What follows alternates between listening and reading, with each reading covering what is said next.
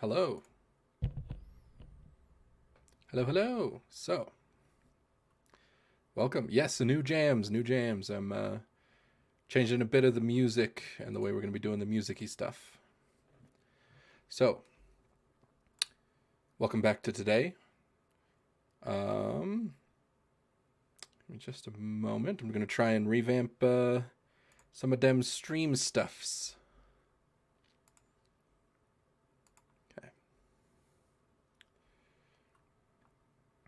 All right. So I guess let's go ahead and get into it. All right.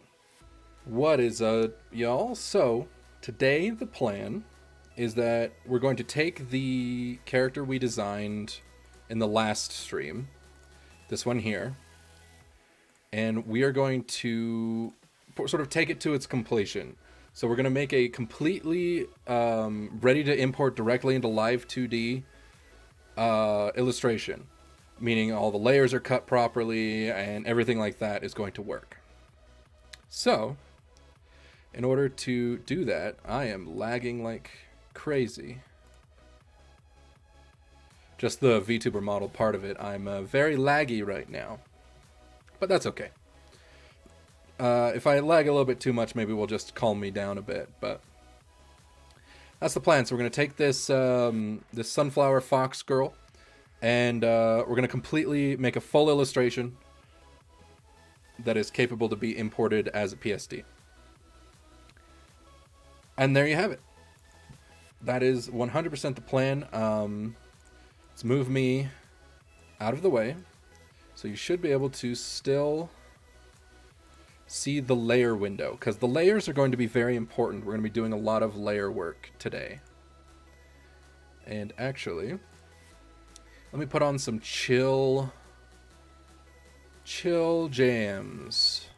We're going to do, I'm in a StarCraft mood lately, so we're going to put on some of the StarCraft OST in the back. And that's what we're going to do.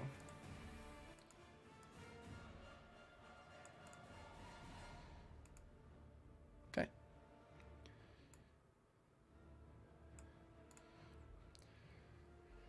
So very first thing, we have our design, but we need to make a new document. So we need to say new.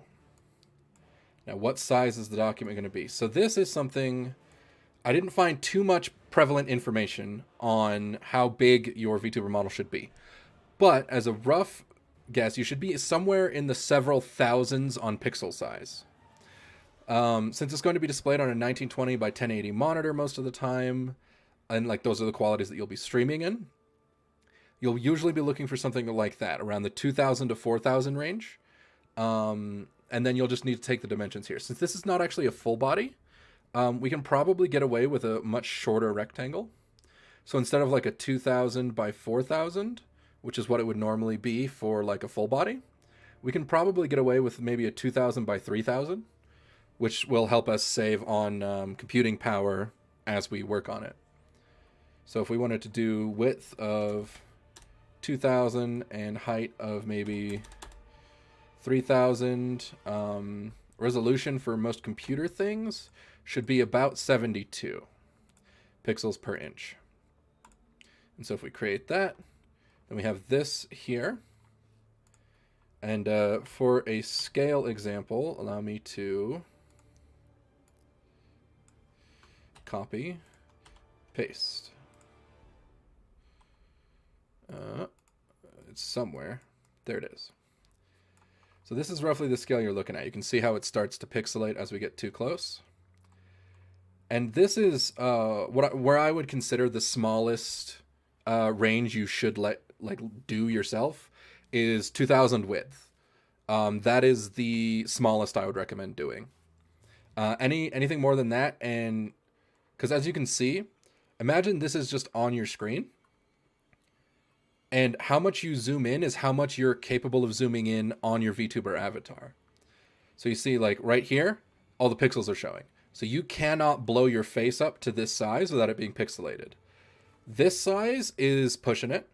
And then if this is the largest you want it to visually look, then that's how it'll be. See, mine is actually a very high resolution. I doubled this.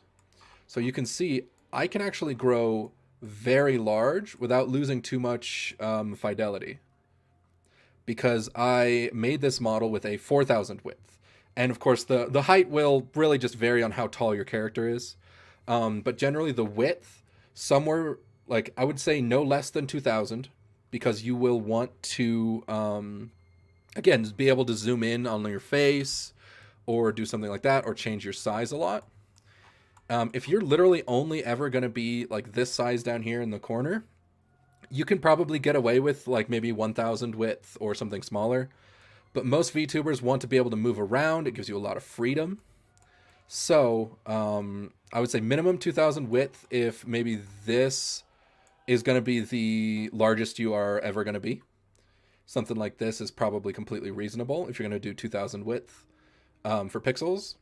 If you want to zoom in a lot and like maybe you want to like talk to them and be like, hey, it's me, I'm, you know, blah, blah, blah, and do like a bit, then absolutely go as high as 4,000. I would not recommend going any higher than that unless you have a very strong computer. Because a lot of the programs start to chug at anything higher than this resolution. So your sweet spots that you're looking for on your width, try to keep it whole numbers. It makes it easier to do the math on like how tall and everything for the ratios. So, you know, you got your 1,000 if you're only ever going to be this small. You got your 2,000 if you want to have like, you know, a reasonable size. 3,000 if you want to zoom in a bit. And then 4,000 if you want to like go into your face, right? Because like if you see here, I am pretty much maxed out. And then now you're starting to see some of the pixelation. And this is the maximum size I can have my VTuber model be in the VTubing program. So 4,000 I would put as the cap on your width. And then again, height is sort of dependent on whether you're a half body, full body, chest up, you know, however tall your character is. It's all about that ratio. So that is sort of the thoughts on what size you should have it. So, and again, it's so easy to just eyeball by just putting it in your art program and just zooming. You zoom in and you say, okay, I can start to see the pixels. Then zoom out once, and then that is the maximum size you can put your VTuber model on the screen with it still looking good. So with this, it looks like 2,000 is probably going to be relatively okay. We probably could go up to 3,000 just for that little bit of extra fidelity, since we're not doing a full body. So I think I will actually we'll go 3,000 by, what would that be? Well, let's say 3,000 by 4,000 and see how that does. 4. And then so now you can see this is a good bit bigger than the original concept art we did. So we can scale it up.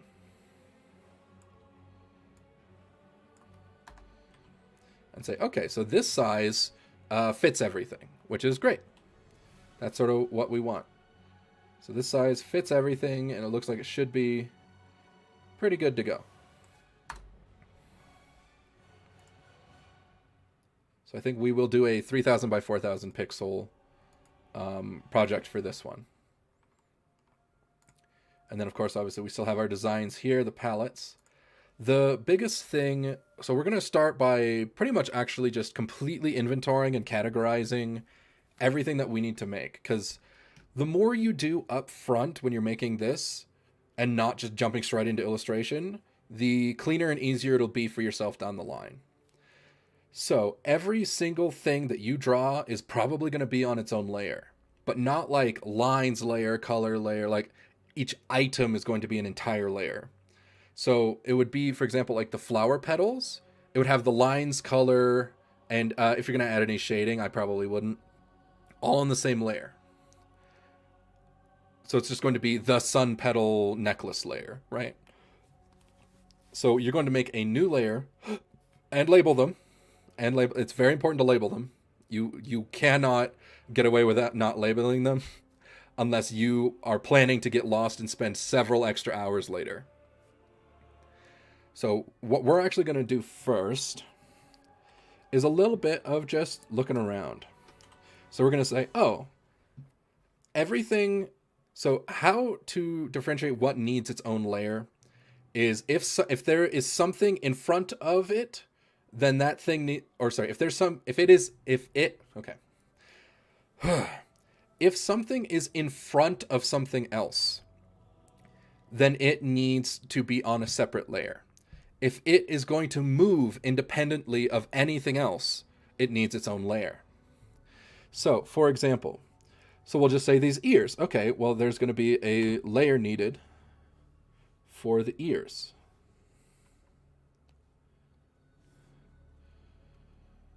Oh, hello, marker.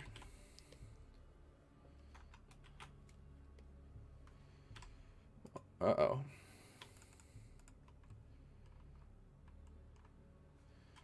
Why is the brush not... Ah. That would be why. Okay. So if we take the ears here, for example, we would just say... let me grab a pen I don't hate.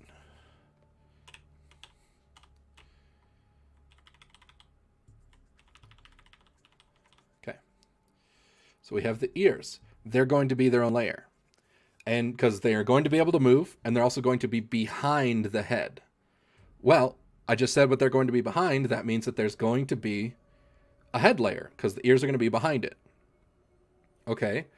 Well, I think I want the floof to bounce with a little bit of like physics, hair type of stuff. So that means that the fluff is going to be another layer. But because the fluff sits inside the ear, that means I'm going to split the ear into... So there's this big shape here, right? That's the whole ear. So that's going to be the background ear. And then there's going to be this, which is the overground ear over the fluff. So that means that the ear here is going to be the background ear, the fluff, the overlay on the ear, and that's going to be 3 different layers for the ear. And in order to give it like interesting motion. So we're going to have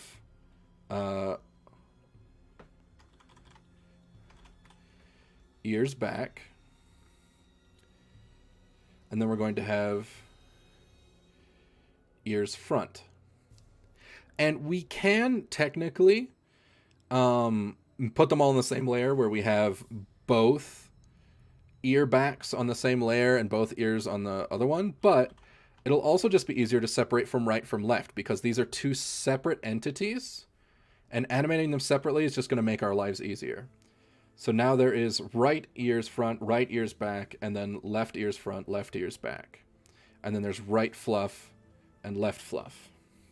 And yes, I'm technically putting left and right on the wrong side, but that's just because in my brain, I usually do, like stage right, stage left. I do character right, character left. So it's whatever the characters right and left are. And yeah, my model today is very laggy, so sorry if it looks weird and I just pause or something at different times. So that means that for these ears, we're going to have 1, 2, 3, 4, 5, 6 layers for them, and then they're going to be behind a head layer. And we'll have to break down what the head layer is. So what we're going to do is we're actually going to make a new folder. We're going to call it ears. And we're going to add a new layer in the folder called left ear back. And then we're going to make another one, and we're going to call it left ear front. Then we're going to make another one, and we're going to call it left ear fluff. And then we are going to duplicate all of these and change the L's into R's. So we have a right ear fluff and a right ear front and a right ear back. And just like with every layered program, you're going to want to pretty much set them in the order that you want them. So the ear back is going to be in the back. The ear front is going to be above the fluff, so you put it above the fluff. And you do that for all of those. And then we have the ears. So then these are all just nicely in a folder, and we'll get to those when it's time to draw them. So the next set of layers that we need to think about is that, so we have the ears. Those are done. Next up, we have the head. Now let's take a big look at the head. What are the pieces of the head here that we're going to need to do? The head is usually the part that's going to have the most different layers because that's the part that's usually the most animated. For example, so if you look at my model, almost everything on my face is animated. So my mouth moves, my eyes move, my eyebrows move, my head turns. When I do that, my head lifts, my head bows, my ears wiggle. The bells technically are their own thing, but the horns also move with the head. So this is where you're going to have most of your layers because there's just so many moving parts. And in order to move them all properly, they need their own layers. So what is on the head? We have the hair. Hair is on the head. Makes sense. We have the face. And then we have the actual physical head part. All pretty simple. So we can break this down farther. We can say, okay, well, what are the parts of this particular hair that I've chosen? Well, we have the head hair, aka this part right here. This part that just is on the back of the head and just living around up here. Okay. Then we have the bangs. That's these parts right here.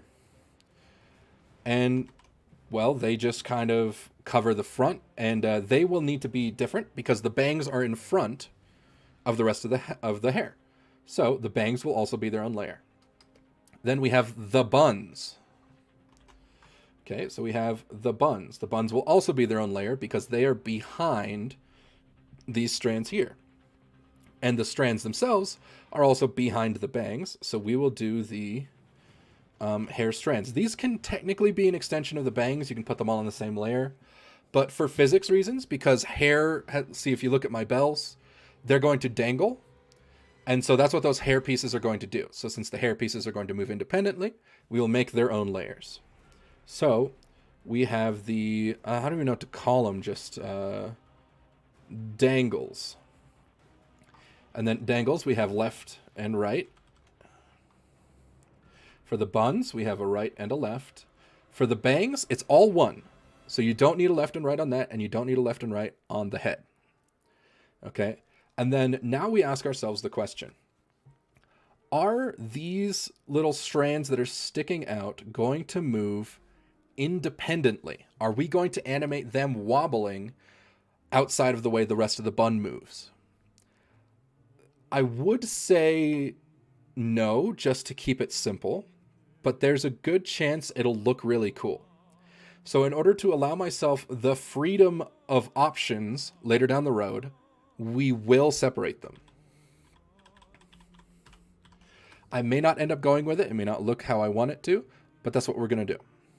So we are also going to, on the buns, we're going to put bun strands. Pretty simple. The more I think about it, the more I think I want them to just move with the bun. It might be a little bit too distracting if they're also moving.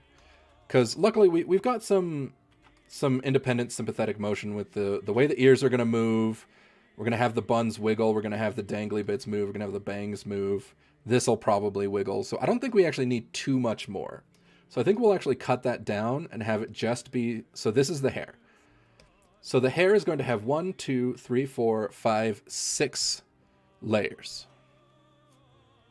Okay, so we can absolutely do that. We can just make another group, label it hair. Then we add a layer to the group. Guess what that's called? That's called head hair. Then we make another one. That one's called bangs. That one, and then the next one, we've got left bun. And we've got right bun. All right, then what do we got next? We have right dangly and left dangly. Well, we'll put we'll write it as hair dangle because it'll be easier to remember which exact dangly bit it is. So then we start organizing it in order of front to back. So what is on the very, very front of this? What is the most towards the camera? Well, that'd be the bangs. So the bangs are at the very top of our layer list. Then what is behind them? Well, there are two things behind them. There's the hair danglies and the head hair. I think we'll probably put the hair danglies next. So we'll have left and right hair dangly. And then we have the head hair and the buns. The buns are technically going to be behind the head. So we're going to have the two buns behind the head hair. So that leaves our layer as we have the bangs in the front, then the two danglies, then the head, then the two buns. All makes sense. Now, this is where it gets a little interesting. So we have that hair folder, but I typically like to put the head actual face bit. So when you take this bit here, oh, hello, there we go.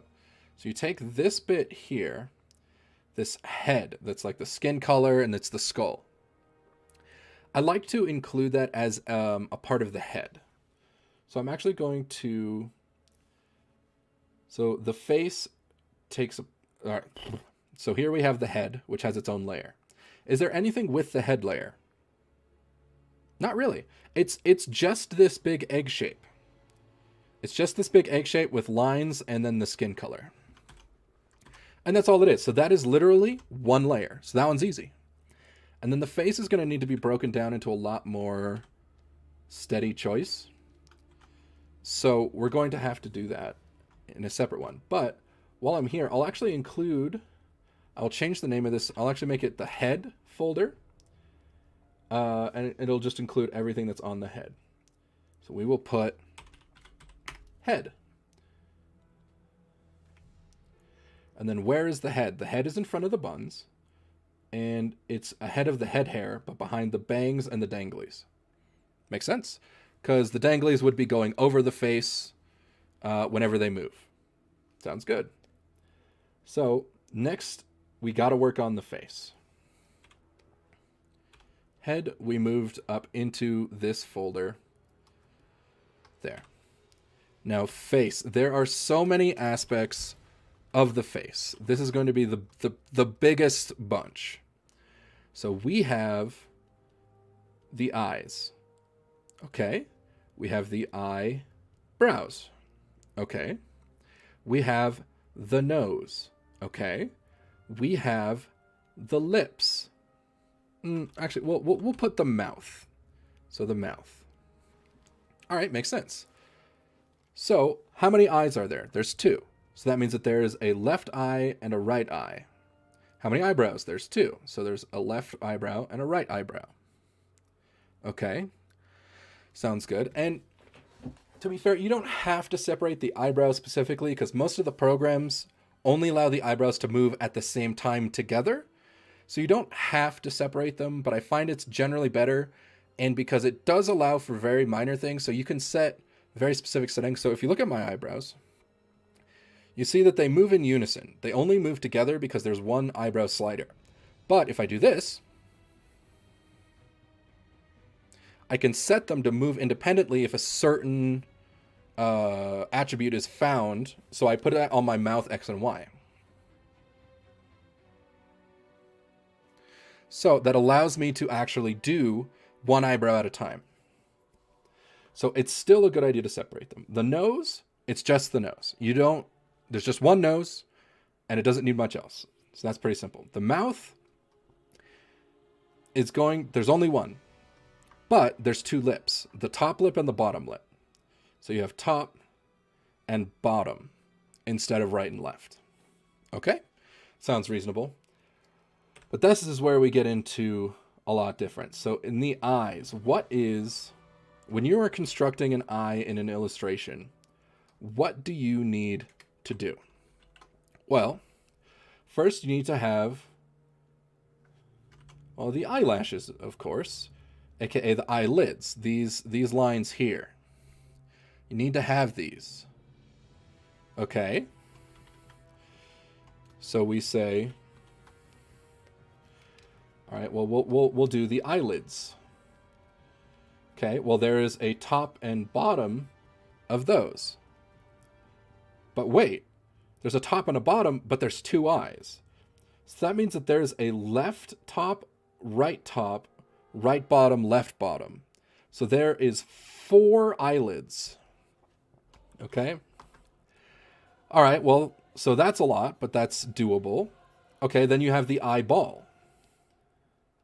You have the actual white part that you need to have in there as a color bit. Okay, so there's the eyeball. And you guessed it, there's 2 eyeballs, so there's left and right.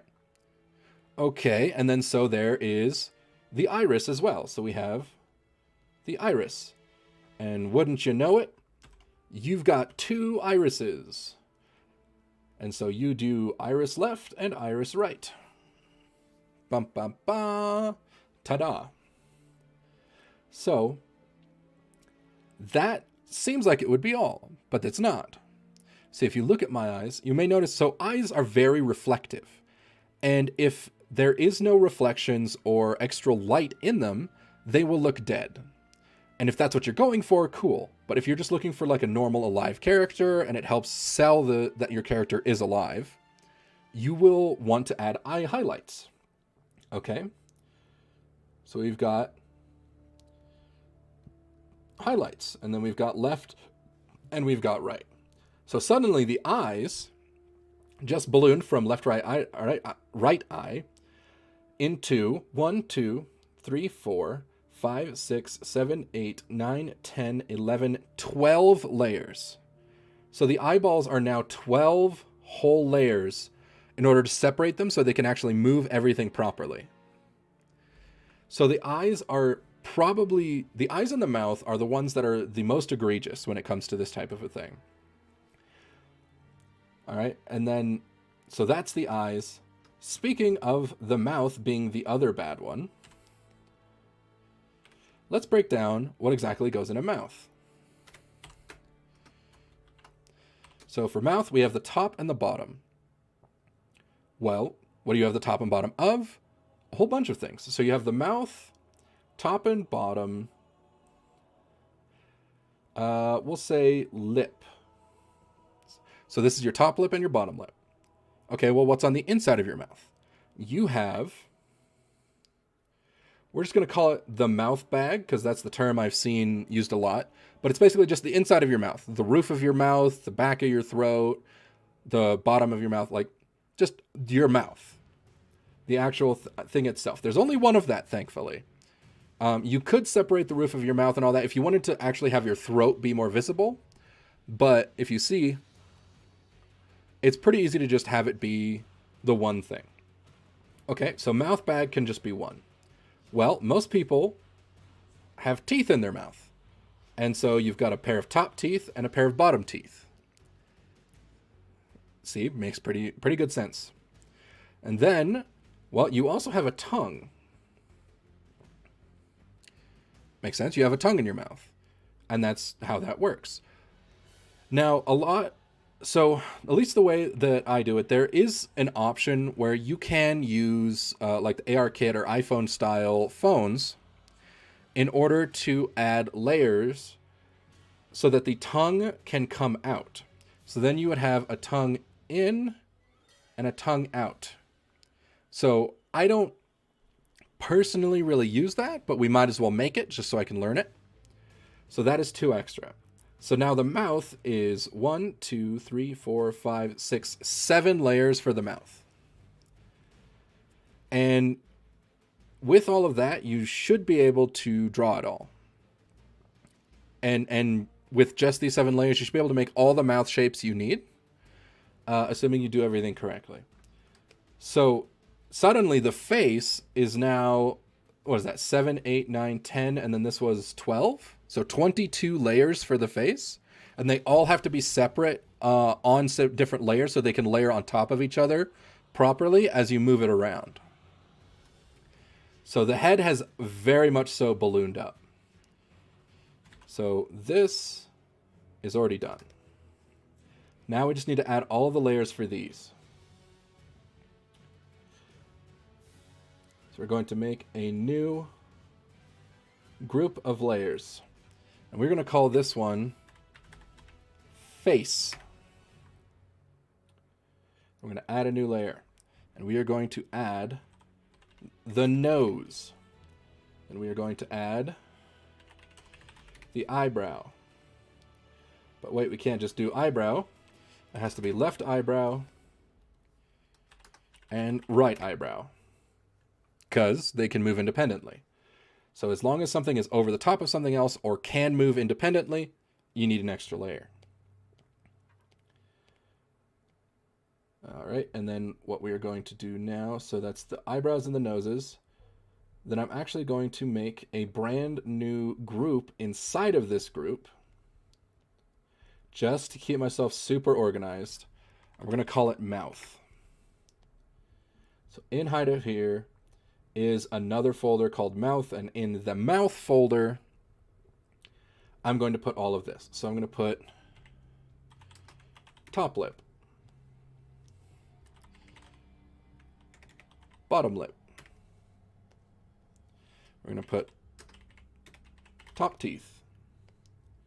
We're going to put bottom teeth. We are going to put tongue. And we are going to put mouth bag. Now again, let's layer all of this in order of towards the camera and away. So on the very front, well, hey, that's the lips. The lips are in front of everything else. Well, the lips are the closest thing to the camera. Then the mouth bag, which is the back of your throat and the roof of your mouth, that is the farthest away. And then we have the teeth and the tongue. Your tongue will usually sit behind your teeth, so that's where we put the teeth and then the tongue back there. But wait, we had an idea for a tongue out. So for the tongue out layer, I'm going to stick that above the teeth, because if you stick your tongue out, it is now in front of the teeth, and it's even in front of the lips. So I'm going to put it over the top of the lips, and then that is the order that it looks like we're going to be doing for that. Let me move myself down a little bit more. I got a little bit of an obscuring horn. So you can see here, so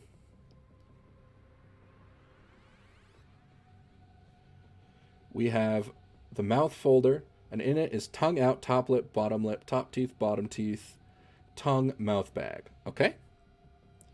So the mouth seems like it's all there.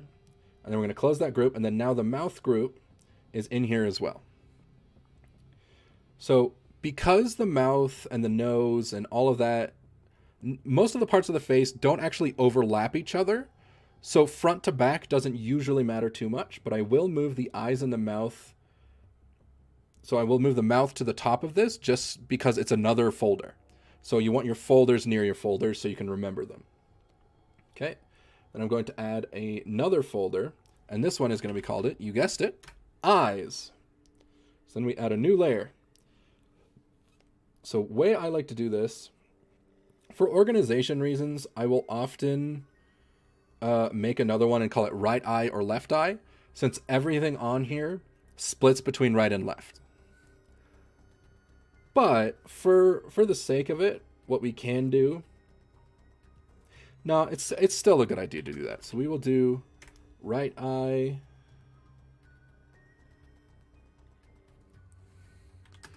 and left eye. But you don't technically, because that's just two more groups, you don't technically need them. So, okay, you don't need the eyes folder. You can just have left eye and right eye as groups. Make sense? And then from inside of that, what do you need? Well, you need the eyeball, the left eyeball, And yes, even though you're putting them in folders and groups, it is important to label them the correct thing, because even if I put left eye folder and then I just put eyeball, if I look at that layer out of context of this exact layer grouping, I will not know which eyeball it is. So always put that in the title. So it's left eyeball, left iris, left top lid, and left, well, we'll actually call them lashes instead of lids, just to make it easier to differentiate between the mouth lip, you know, top lip, bottom lip. And then what is the order this goes? So the eyeball is the very back, because that is just the white part behind everything. Okay? So then it's the iris, which sits on top of the eyeball but behind the eyelids. So it goes eyeball, iris, bottom lash, top lash. All right, sounds good. And then we will put left highlights. Makes sense. So that should be everything in this one. Let me double check. So we've got left highlights, left eyeball, left eyelid, left iris, and left bottom eyelid. Yep. So that is everything in there. And then what we're going to do is do the exact same groupings in the right eye. So then that is right eyeball. That is right iris. That is right bottom lash. And it is right top lash. And then finally we have the right, I'm actually going to call it the eye light instead of the highlight. Again, just so that if I see the layer out of context in a different program once it's imported, I can still understand which layer corresponds to what. Okay, so now the right eye and the left eye have all of their layers as well. And I'm going to leave the eyes on top, just so that I can make sure that I have my folders on top near the other folders. And then wouldn't you know it, I need to move the face. So I'm going to take this entire face folder and I'm going to put it above the head but below the hair. Because the hair and bangs, when they move, should be able to cover parts of the face because they are in front of it. So that means that I have my head folder, in which are the hair pieces, the face, including my eyes, mouth, and nose, the head, the actual like skin part, the hair, and then the buns. And then that is the entire head bundle. Technically, I can put the ears in the head bundle and just put them in the back behind the head hair. So around the same area as the buns. And then that should put them behind all of this so that they can be seen. All right, and then that is the entire head. So that is all neatly packed in this folder. All the layers are set out for me. I just need to draw on them once it's time. Okay, so that's pretty simple and quick. Well, simple and quick might be understating a little bit, but that is how that part is going to work. So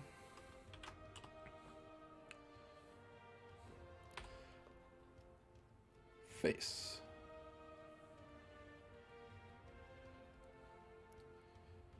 hair. So these parts are now done, meaning we are just looking at the rest of it. Now, the best part is, because a lot of this is very intricate and will be moved and animated a lot, there's a ton of layers. So you'll find that the head layers are probably going to be at least as many as all the rest of your layers. At least depending on how intricate your model is. So we take a look at what else is left. Well, we have the body. So the body is this entire section here. Okay, so what's in that section? We have the torso. We technically have the hips. we have the titiles, the titas. And then the arms are limbs, so we're going to separate those into their own thing. And then I think that's mostly going to be it. So it's just everything in this section. So you see how that's significantly fewer already so far, just genres. So we're going to make a new folder, and we're going to call it body. Okay, in there, we're going to do torso. So first, we talk about what I was going to get into this. What parts of the body are here? Well, we have the neck. Then we have the neck petals. Okay, so that's 2 parts so far. We have the chest. And then we have the titties on the chest. Well, instead of chest, I will use the word torso. Just because chest is often used for the titties.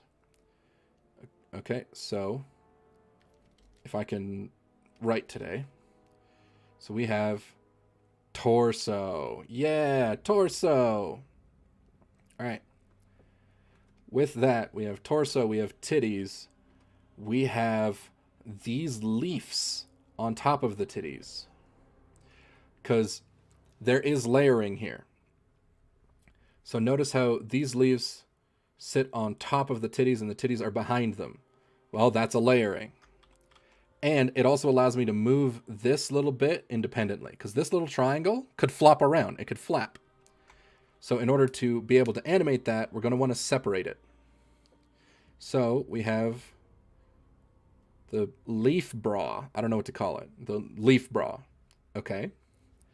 So then what else do we have? Well, we have the abdomen. Okay. Abdomen. All right, sounds good. And then we have the pot. So we have the pot. The pot that this plant is in. And then we break it down. So we are going to move things even farther. Well, for the neck, there's just the one neck. So that's it. It's just neck. All right, easy peasy. One layer, checkaroony. Neck petals. Now, this is where it's interesting. So you can do this a couple of ways. If we wanted to, we could animate every single individual petal and make them all able to animate and move in physics. And that is something that we could do. See, so we've got the ears moving, we got the bangs moving a little bit, we got the buns bouncing. Would having every single individual petal moving be too busy? That is a question that you kind of will end up asking at the animation phase. So, because I don't know how busy it's going to be yet, I almost want to have them all able to individually move. Because, again, it's allowing myself the freedom later by doing more work now. Because if I choose to only do, okay, so there's top layer and bottom layer, right? So there's 2 layers where it's this top row that can move and shift around, and then there's the bottom row underneath it that also can shift and move around. If it turns out that that looks not as good or it looks uninteresting enough, I can't go back and just animate them individually unless I separated them all as layers here. So that's where it comes down to, is you are restricted by the amount of work you put in early. The more work you put in early, the more freedom of expression and choice you have later. So I think I will actually do these individually, as painful as that sounds. But I think in the end, the look is going to be worth it. So that's really just what you have to think about is it going to be worth worth it to try and do this? Is it going to be worth it to draw every single petal here so that they can all move independently and naturally? My answer, yes, I think it will be worth it. So for the neck petals, we have 1, 2, 3, 4, 5, 6 top ones. So we have 6 top, and then we have 1, 2, 3, 4, 5. 5 bottom, and I would put maybe 1, 2 to 3 stragglers, aka bottom. And those ones can kind of just move around a little bit. So what we would also do is think about, oh, well, if we're going to have them moving around, having some extra behind them. So an extra one on each one for behind, aka behind these top ones here. So that's going to add 2 to the bottom. But I think we'll actually put it as 2 behind. So not like bottom or top, but behind. And so these ones, for example, would also go behind the neck, if that makes sense. Because as the neck moves, it should be able to move around behind these because it's rotating around a circular surface. So that leaves us 1, 2, 3, 4, 5, 10, 16 layers for the flowers. And I'm just choosing to say that, oh, well, I want it to look a certain way, so I'm going to do this. Again, you have to pre-plan it. Because if you don't plan it, you can't do it. Right? It's like constructing a house or building a building. If you didn't plan it, it just won't work. You can't just be like, oh, I think I'm going to put a room here and just wing it. That's not usually how it works in like real construction. So you have to think ahead. Okay. So that's the neck area. So you got the neck and then a bunch of neck petals. Okay. So for the torso, we've got this bits here. Well, technically, yeah, we'll break it up by skin. So we've got the skin section, and then we have the next section of the torso, which is dress. But that also can technically fall under abdomen. So we're just going to say, okay, so torso is just the skin layer here. So this part here that's behind the titties and underneath them, that just needs to exist. And that's fine. You don't really need anything complicated there. Then we have the titties. Here's the question we ask. Do we want the titties to be able to operate separately? AKA, move farther apart and closer together as a part of their physics? The answer is yes. Because of the way we chose to make this cleavage, they are not really being pulled together very strongly. Which means they're going to want to be able to move outward and inward freely because there's nothing stopping them from doing that. So that's a part of clothing that is just the way it works. So we will need left titty and right titty. Pretty simple. And then the leaf bra, we will have left and right as well. Because we are separating the titties, we will also be separating the bra. All right, makes sense. So, if we go into our body folder, make a new layer. And then we call it torso. Then we call it left booba. Then we call it right booba. I like to use L and R for left and right. It's just easier. Okay, so left leaf bra. And then right leaf bra. Sounds good. Then we have the neck. Then we have this. So how are we going to label these petals? So what I'm thinking is we break it up by left and right. So if we were to take these in, let me actually briefly do this. So these are all going to be independent. How do we want to do it? So we're going to do top for sure. And then should we break them up? I think we just number them. So it could be just like 1, 2, 3, 4, 5, 6. So that's one way we could do it. We could also attempt to describe them. So it could be top, front leaf. or top. This could be technically the top layer, left, and then like front left leaf, which is front left, and then we have front right. Okay? And then we could have top back left and back right. So that would be back left and back right, for example. And then we could have middle left and middle right. So since there is 6, we could just label them like that. And then that would be one way to make sense. And I think we will do that.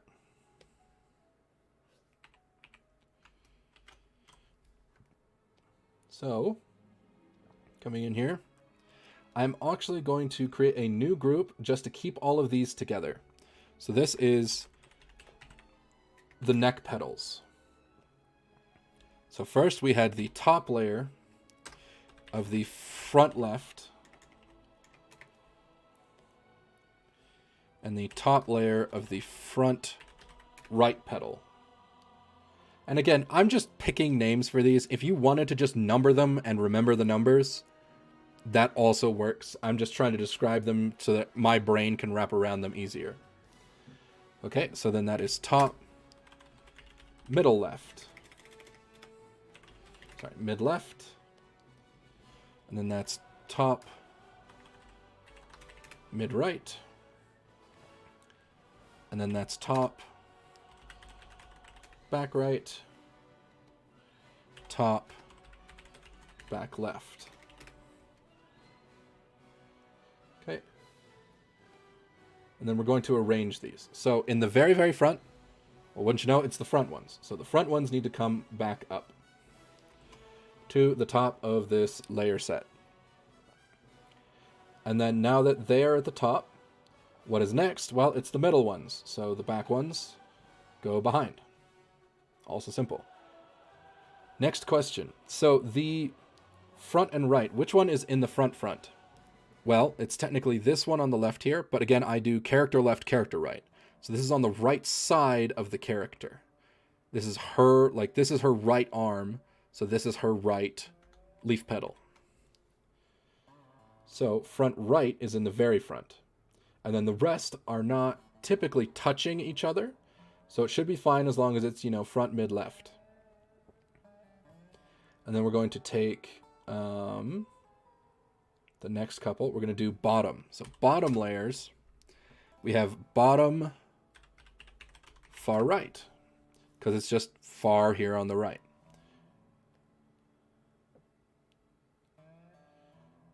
Then we have the bottom right, which is just this section here.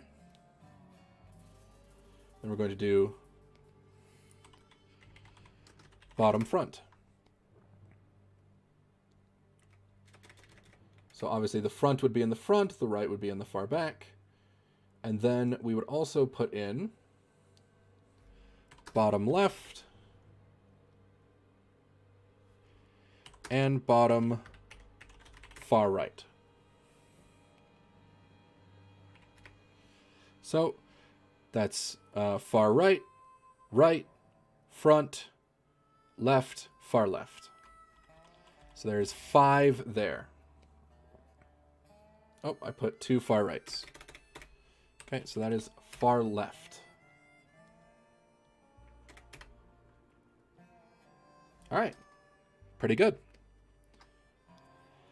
And then what else did we have? We had like 2 or 3 stragglers because there's a couple of little duplicate guys down here. So we're going to put extra petal.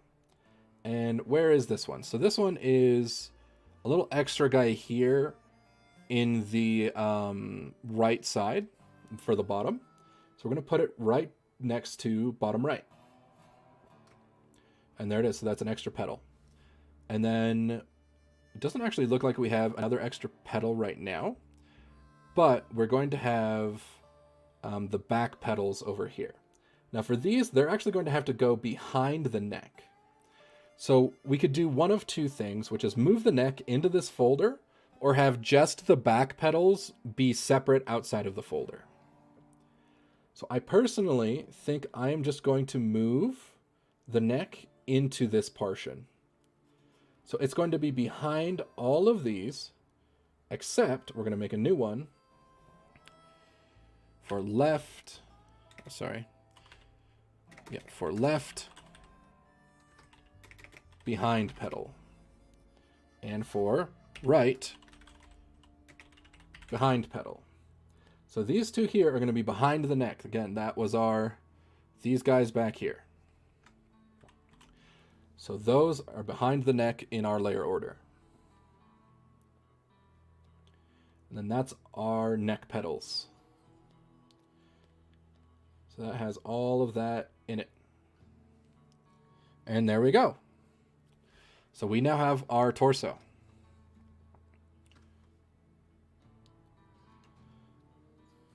Make sure everything's right. So the leaf bra goes over the booba go over the torso.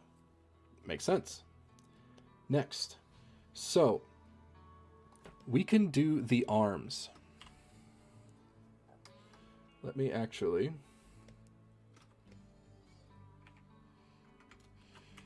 Now that we are done with this part as well, we will do neck. Boobs. And torso.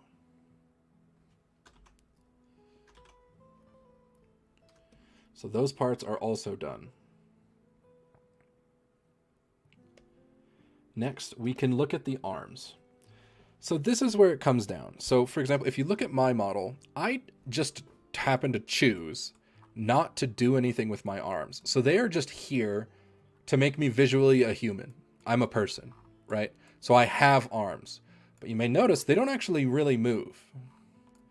And that was an intentional choice I made because I knew with how high res my model is and how much motion I've put in the top of my head. You may notice my hair doesn't move either. That's because it was actually lagging me a little bit too much when I was moving the hair on top of the bells, the tag, the other bells, everything moving side to side, the amount of eye, eyebrow, mouth, and all that movement that I was doing. It was actually lagging it out too much if I had my hair moving and anything else like my arms moving at the same time. So I elected to focus more on this because I'm more of a talking head kind of person. I'm not really going to be doing full body most of the time. So I sort of made the rest of my body not really move that much, and I did that intentionally. Just to save on computing space, as well as not wasting my time doing something that's not going to actually, like, basically make a difference in the product that I am creating. So, this is where we decide that. We say, okay, do we want the arms to be able to move? Okay, if we want the arms to be able to move, we need to take the shoulder joint. Sorry, let me grab my red. Then that means we have the shoulder joint, which will be able to rotate, right? It should be able to go, from there to there. And then we have this down here, and then this joint, which also should be able to rotate, which goes down to here, and then the wrist joint should also be able to rotate. And then technically the fingers, you can kind of fudge whatever you're going to do for the hand, because you're not going to be animating the hands to do anything dexterous or crazy unless you really, really want to. But at least base, if you want your arms to move, you need to separate them like this. So you have this joint, and this joint, which means that you have this whole arm section here. You have this whole arm section here, and your hand.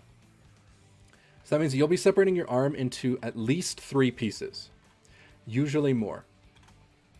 So if we say, okay, so we have upper arm.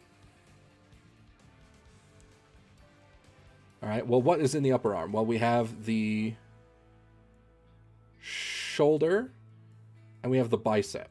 This can usually be combined because typically, even if you move it, unless you're very muscly defined, it can just kind of move. You don't need to define them separately. So that's the shoulder / bicep. That is this entire section here. Pretty reasonable. And then, let me actually change color. Well, we notice, oh, okay, well, we got our straps. So the straps are going to have to be their own thing, and we'll have to separate them as well. So we have strap. We have strap 1 and strap 2. All right, pretty reasonable. And then, so that would be the upper arm. And then again, you would have some sort of invisible seam here. Typically, it would just be whatever the shape of an actual arm seam is. And then this part just sort of comes up beyond it and is able to also rotate. So this is the next portion. Generally speaking, this is one portion, which is the forearm. This is usually just the one part. Unless you have some crazy stuff on here. We have more petals, but I'm not going to animate each of these petals individually like we did here, because it's not going to be as prevalent. So it would just be wrist petals. And then we could also animate the roots if we want. We could separate the roots so that they can move around a bit more. So we can do roots. Okay. And then we would have hand. Well, we could have the hand just able to rotate, or we could also have it so that each finger is separated enough that they can sort of move a little bit. Now, this is going way, way in depth, and I personally don't mind if my arms are not that mobile, because I don't generally do like massive animations. I'm all about making sure it can move and feel like reasonable as it does. It looks alive, right? I like to think of it more of as like a puppet, and a lot of puppets don't need articulated hands because most of the time you're just a talking head, right? So I personally would say, well, just skip the hands part and we'll just have a hands layer. But I would even go a step farther. Like I mentioned, my hands don't really move, and I don't mind that they don't move.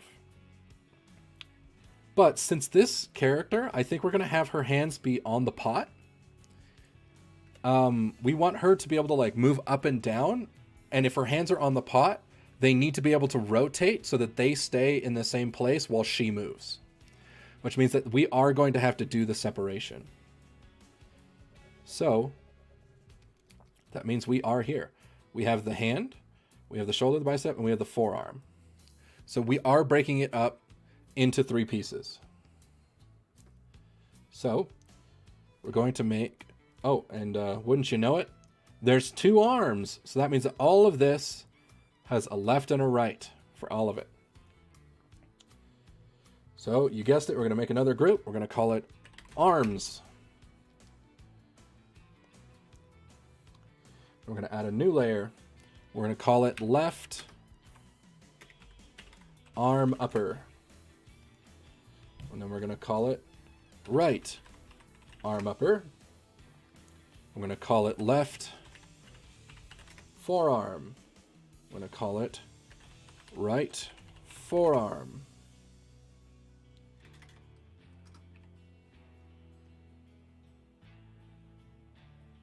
All right. Then it is left hand, right hand. Perfect. So that is the basics of what every arm would have if it's going to move at all. That is the very, very base. Now, for this, we have to think about what's going to overlay what. Well, if you have arms facing outward, the upper arm is going to be over the top of the underneath. But if you're going to have the arms rotated in, where it's like palms down, then what it's actually going to be is the forearm is over the top. And so that completely is going to depend on your posing.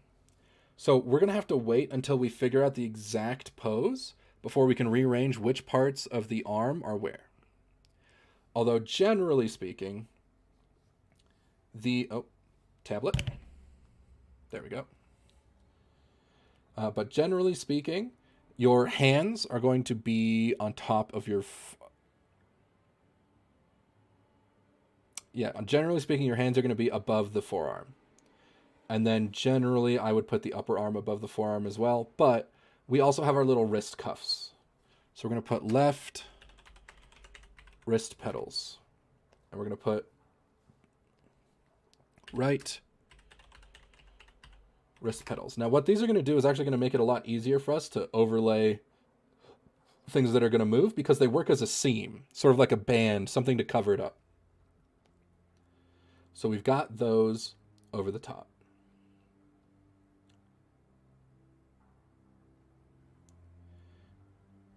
And actually for this, I think I will sort it not by what it is, but by whether it's left or right. So we're going to have all the lefts next to each other. So it'll be left wrist pedals, hand, forearm, upper, and then right wrist pedals, hand, forearm, upper. But we're also going to put the roots. So right roots. This doesn't necessarily have to be separate, but might as well, because, again, more freedom later if we do it like this.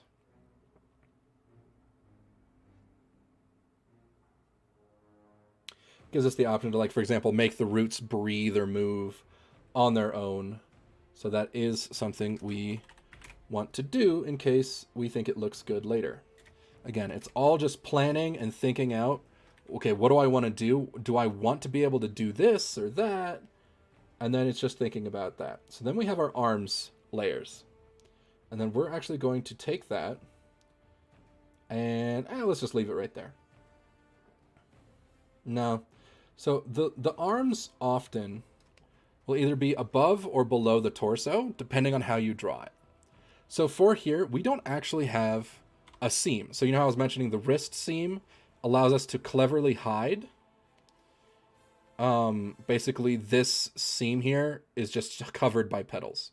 So you can't actually see the seam. But here, we can't see the seam. The skin is connected. This just means that we're going to have to do a invisible seam, where it's just the same color with no lines. And which one is best to have on top for that? So personally, I think that the better one to have on top for that is going to be the torso.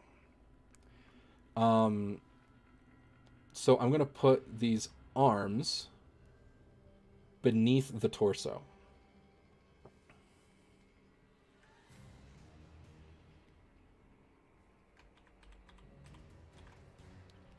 Arms beneath torso.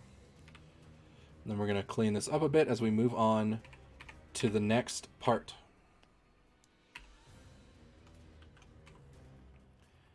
Okay, so that's upper arm,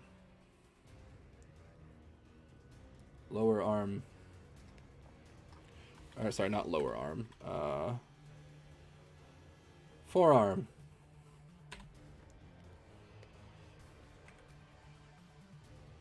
I'm all over today. And then we have the wrist pedals.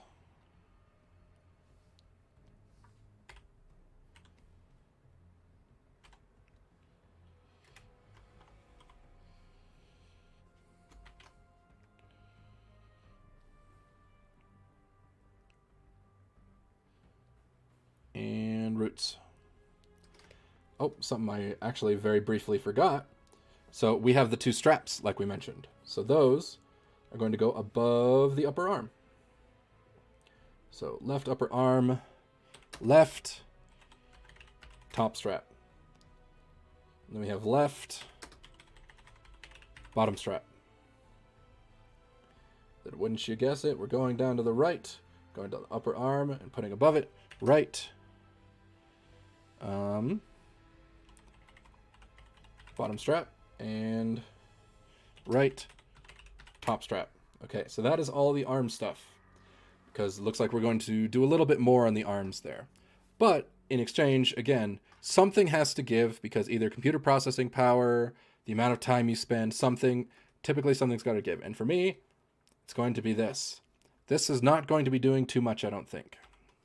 But this one is also going to be a bit easier. Abdomen. What do we have on the abdomen? We have this shape. Here, let me draw it in a brighter color that can be seen. We have this shape. That is the abdomen. And that's really all we need. So what we could do is, if we were actually going to go forward with the mouth down here, it would be a lot more intricate. We would add all of this, the mouth layers that we did, we would add another whole set of them down here. Now, it wouldn't need to be as intricate. Like, we wouldn't need the teeth, because the teeth would be attached to the lips and all of that. So we could absolutely do that. The question is, do we want to make this actually a mouth? That's the real question. Part of me thinks that it might be fun. Another part of me thinks it might be a little whack. Or just a lot more work. But is it going to be worth it? So we're going to be doing all of this individually. Is it going to be worth doing this? I think it might be worthwhile and fun to give it a shot. So if nothing else, I'm going to do it as an experiment to help teach myself and learn. So what do we have in the abdomen? We have this shape. We have the abdomen. Sounds good. But, it's not going to be that easy, because now that we're going to have it open, we need it to be able to split. So it's going to be two halves. It's going to be left and right. So instead of top lip and bottom lip, it's actually going to be left lip and right lip. Okay, so it's going to be lip, left, and right. All right, sounds good. Now, teeth. Do we need an inner teeth? Actually, we don't. We don't need inner teeth, an inner teeth layer, because we have this top layer of teeth that is attached to the mouth. Okay, so that's good. What do we need inside? Well, we need the back of the mouth and the inside. So we add a mouth bag.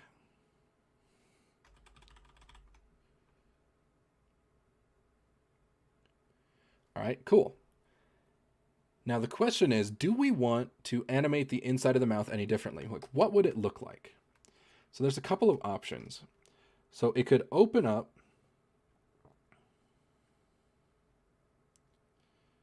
sort of like something like this. And then it's just sort of the, forgive my throat, like a throat back there or something that goes into the void. I just made that look a lot like a vagina, my bad. But like, it could go into the void, or you can have, just nothingness back there, or you can have, really any number of things. You could have extra layers of teeth if you really wanted. So if we wanted to do extra layers of teeth, then that would be something we did. We would do, extra teeth. And then that would be a layer that goes in front of mouth bag, but behind these. So we could do that either way. But I think the idea to have it be something a little bit more ethereal, where it's just the mouth bag is an interesting idea. So it would be just sort of like sparkly stars or like a galaxy type of thing on the inside of the mouth. And that would sort of just look really cool. And would also keep us from overloading anything or going nuts on the layer counts and complexity. So we're going to have two lips. We're going to have a mouth bag. And that's really going to be it, I think. We're going to keep it real simple. And then, of course, because we're here, we got the roots, which come out at the bottom. So let us make a new group. Abdomen. New layer in there. We've got mouth bag. I'm sorry. It's going to be tummy mouth bag. And then right tummy lip. These are very cursed words that I've never said before in my life. And I'm now thinking, wow, is there really not a better way to phrase this? The left tummy lip. And then we're going to have the roots. So the roots go on top of everything. The lips go on top. The mouth bag goes on the inside. All good. All makes sense.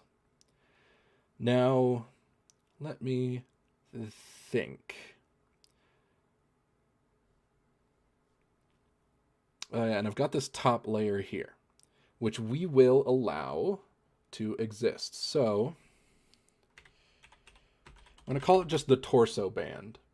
So this is something that's just going to create like a seam. Again, it hides seams.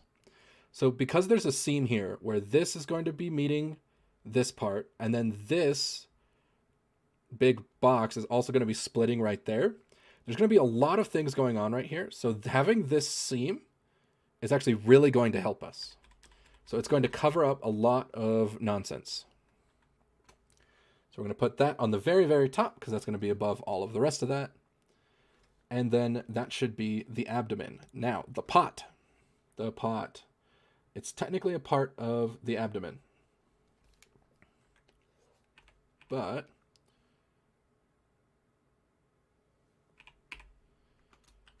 here's what we shall do. The pot has really two aspects. We could do three, but I think two is just going to be fine. Where it has the front of the pot and the back of the pot. So again, layering. So what is this part? Well, this is the back of the pot. What does it do? It goes behind her body. Okay, that means it's got to be behind the abdomen. What is this part? The pot. Front. What does it do?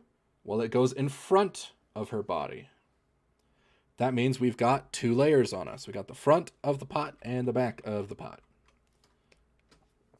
You could separate it even farther into the lip of the pot and the basin, but they don't overlap at all. It's all one solid piece. So there's not really much use for us to actually separate these. So it just won't do anything. Having them separate doesn't do anything because it's not going to be mobile. It's not going to move. So it can all just be one full thing. So I'm going to make a new layer. Call it pot front. And we're going to move it all the way to the front, in front of all of the stuff on the abdomen. And we're going to take a new layer. We're going to call it pot back. And we're going to put it all the way behind everything in the abdomen layer. So the entire abdomen layer, or grouping, is sandwiched by the back of the pot and the front of the pot. And then that should be it. Shouldn't have to be anything else that should have to be worried about there. Bam, pot done, abdomen done.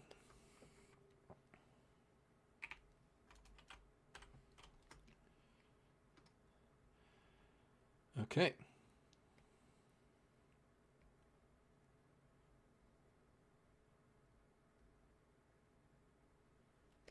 All right, and then we have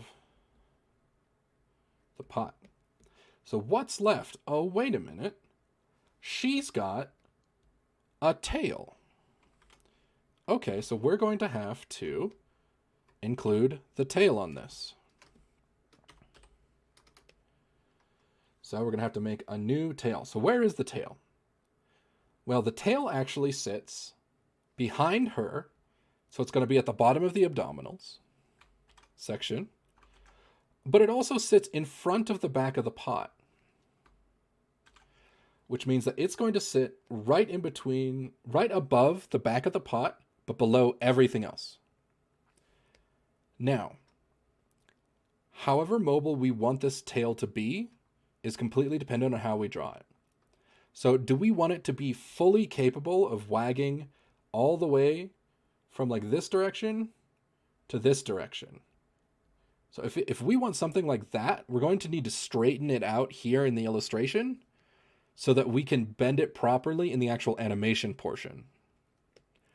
Or if we want to have this nice S-curve, and just sort of bounce around with that, where, you know, it kind of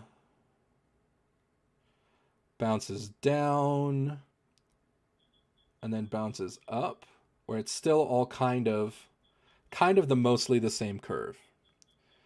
So I think I kind of want to go for a bit of a hybrid.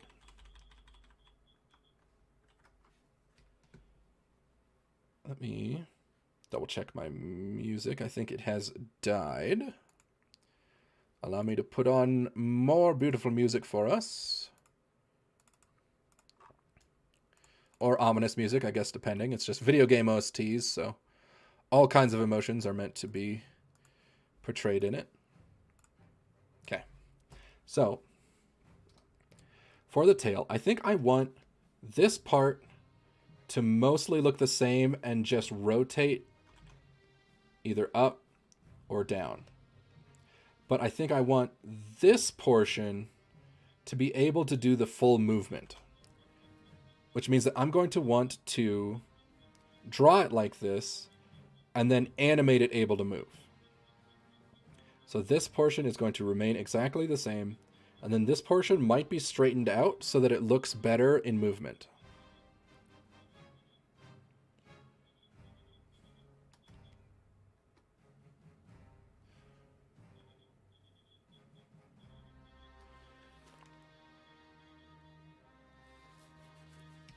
Okay, I thought I was hearing something. I was going crazy. Okay. Now, since this is going to be moving more than the other bit, guess what? That means that there's another layer. So this is an instance where I could try to just have it be one layer where it's just the tail and then I modify it all later. But that could bite me in the ass if it stops working or doesn't look good enough. So I've got to take the time right now and sort of move that through. So since this part is going to be moving a lot more, we're going to have it be a separate layer. Now the question is, do we want it above or below? I think we want it above. So it'll be like this part goes like that, and then this part will sort of flow over it a bit, with a bit of bleed over it so that it has freedom to move. So we're going to have tail base. This is going to be the base of the tail that is closer to the tail, or to the ass. And then we're going to go with tail tip. And then that's going to be the part that is capable of moving a lot more. All right. So with that, that should be every single layer that this is going to need at all. It's a lot, but so's animating all of it. You could skimp and go for fewer layers, but it'll probably make you do more work on the rigging phase. It's sort of wherever you want to do more work, whether it's on illustrating or if it's on the actual movement. If you want to do more work in one section, then you have to do less work in the other section, if that makes sense. So that is what we have. Everything is set up now. We have all of our layers. Now we just need to fill them in with stuff.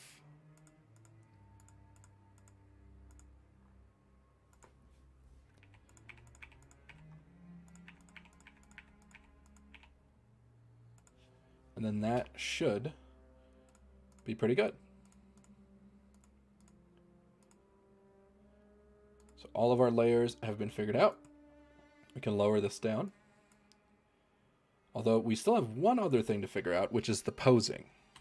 So I was talking about how I don't think I want her arms just out, because that feels weird.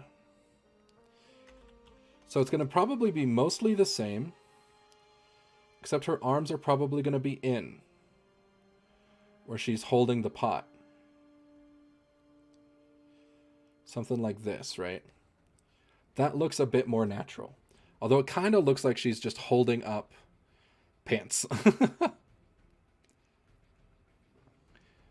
So there's that way.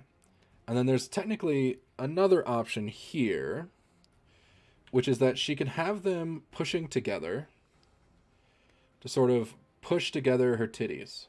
You guys know the pose. You know the one.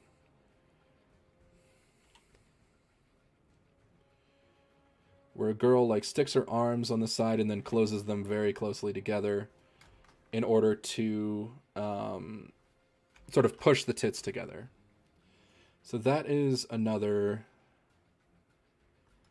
option.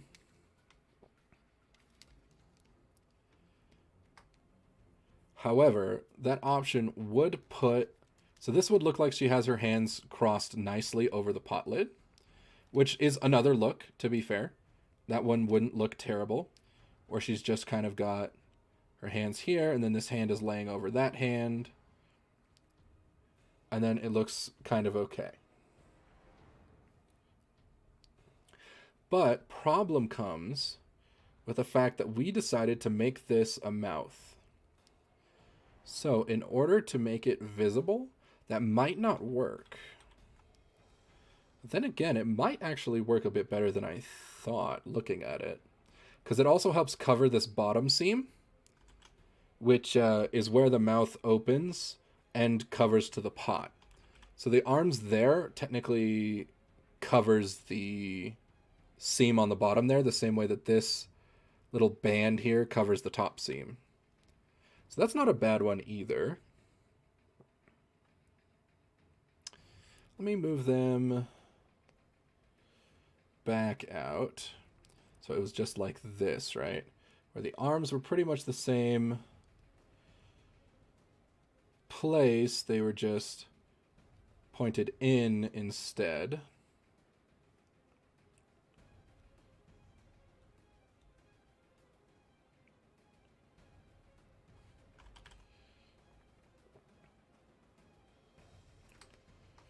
So there's that way or this way.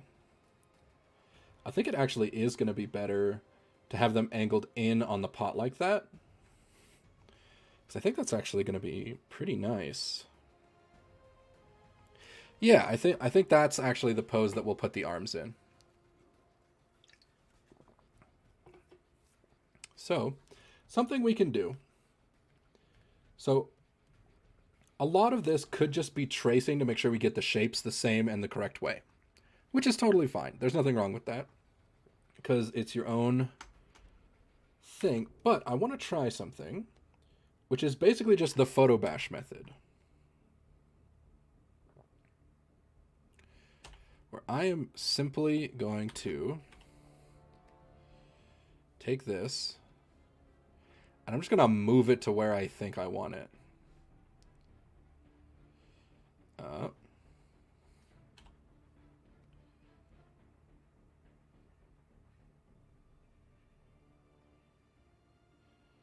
So it would be... Sorry, actually, let me just modify it like this. First, remove all of the white. What have I done? I don't even know what I did here. Hold on. All right, copy. There we go. I'm going to remove all the white so it's transparent. Do like that, and then you're going to completely separate this arm. Then we're going to rotate, put it behind.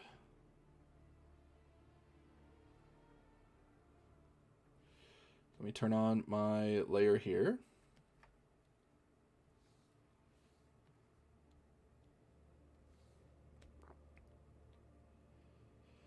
In here, it's more like this kind of an angle for the top bit.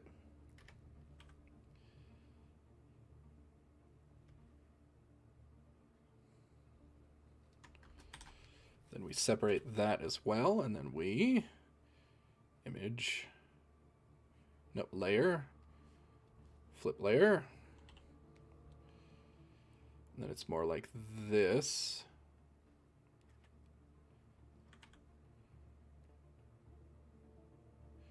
And then I'll have to redraw the hand completely.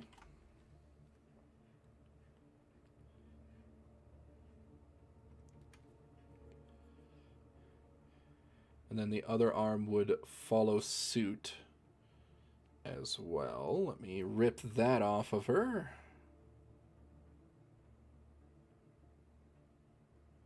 Oh, this part has the tail.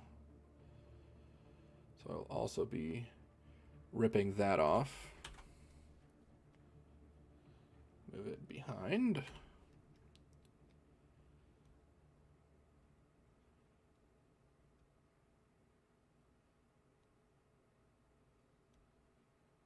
Okay. Then again, we're going to rip this part off.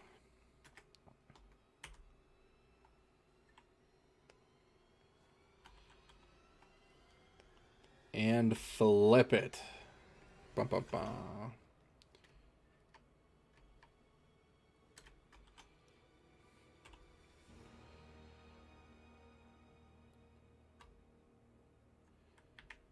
Never mind, I don't know what I'm doing. I will use the mirror. Okay. So then the angle this one's at, some like this. Then take everything back up to maximum opacity. Let me turn that off. So it looks a little wonky now, but that's okay. Because what I'm going to do is fill in the blanks.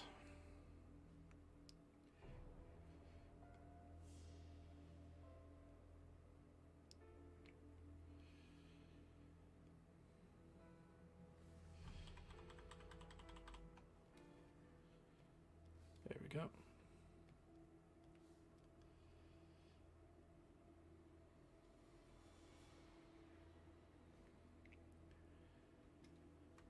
And, oh god, where is my cursor? There it is.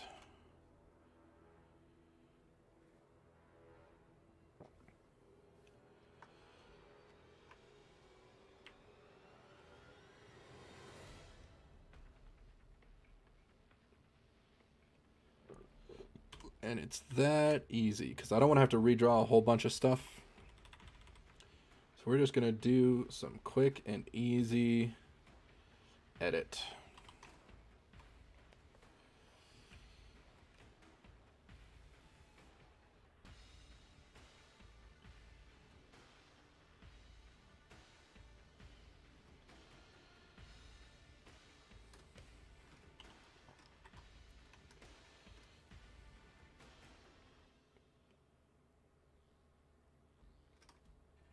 All right.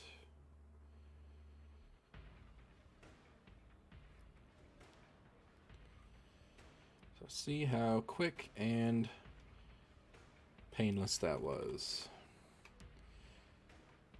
To just get a very fast, updated pose. Now obviously this isn't perfect because the hands will have to be modified.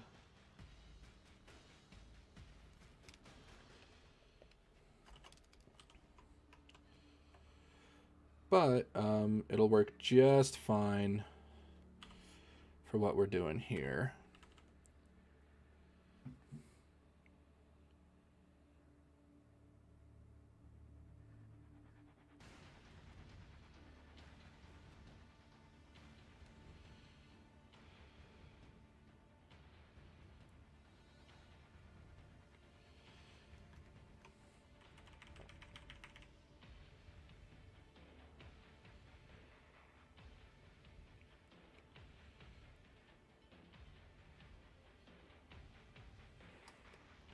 So something along those lines. And then that as posing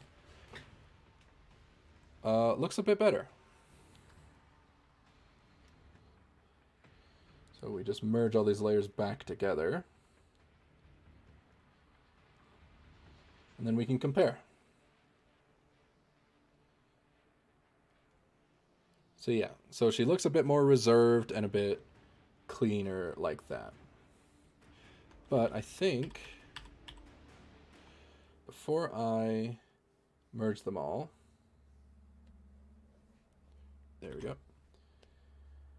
I want to make a small adjustment to this one over here.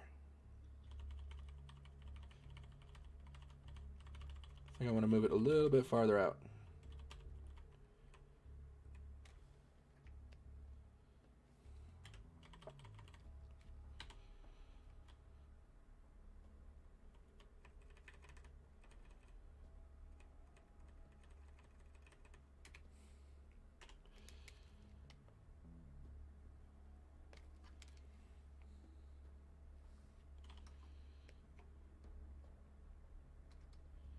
Yeah, and that'll look a little bit better.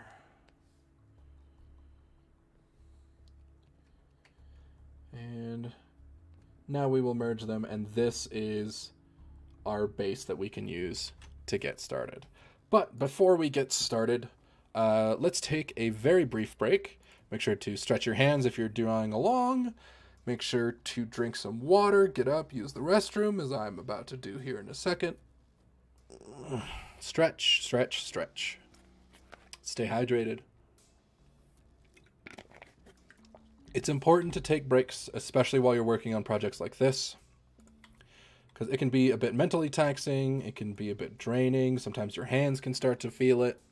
So always stretch your hands, take a break. If you get up, walk away, whether that's to the bathroom, to get another water, something along those lines. So with that, go ahead and take this time to take that break right now. And we will be back in just a moment.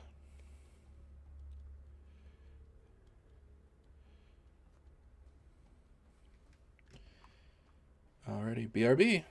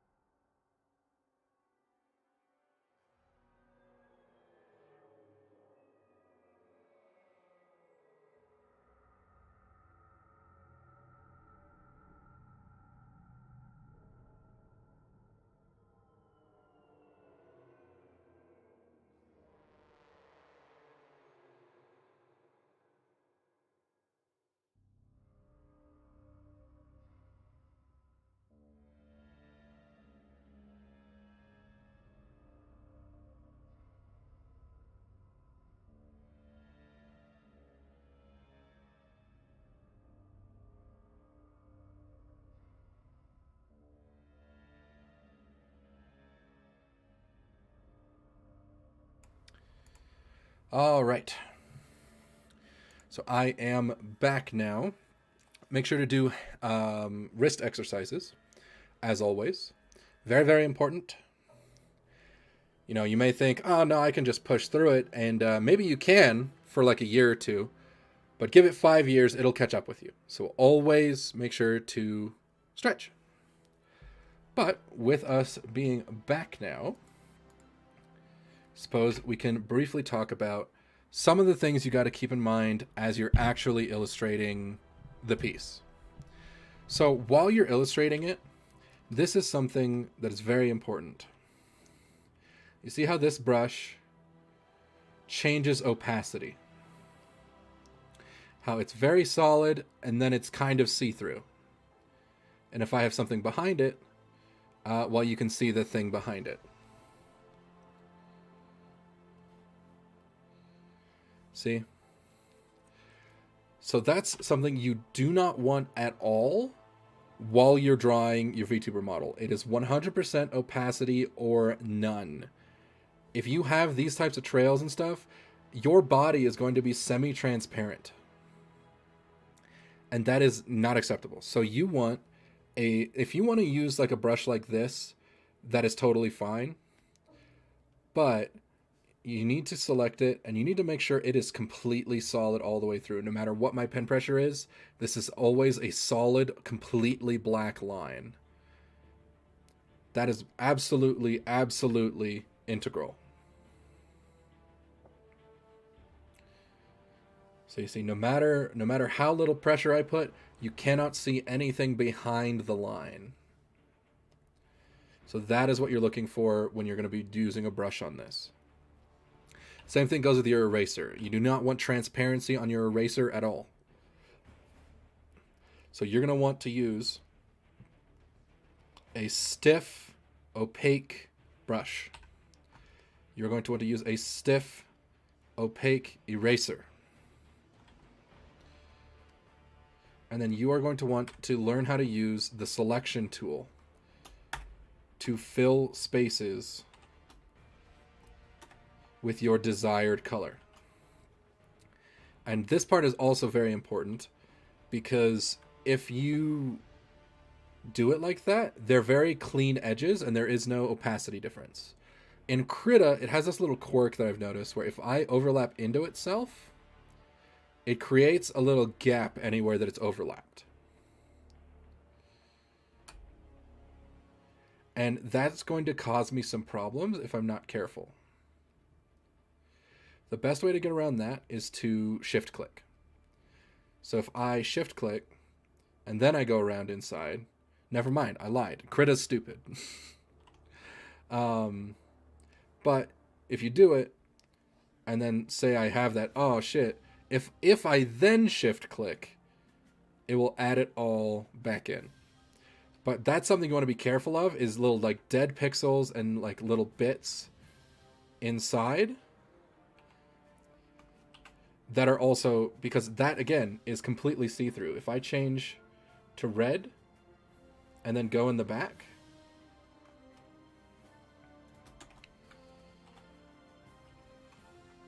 see how you can see the red bit behind this? You do not want that. So always, always, always only opaque. All right. And with that, we may commence. I like to start with the head.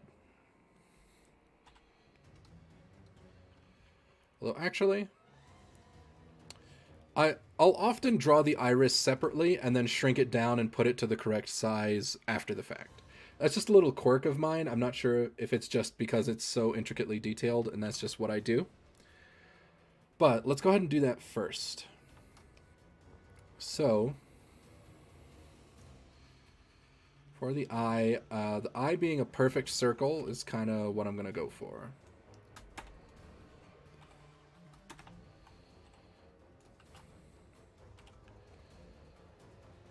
All right, perfect circle eye.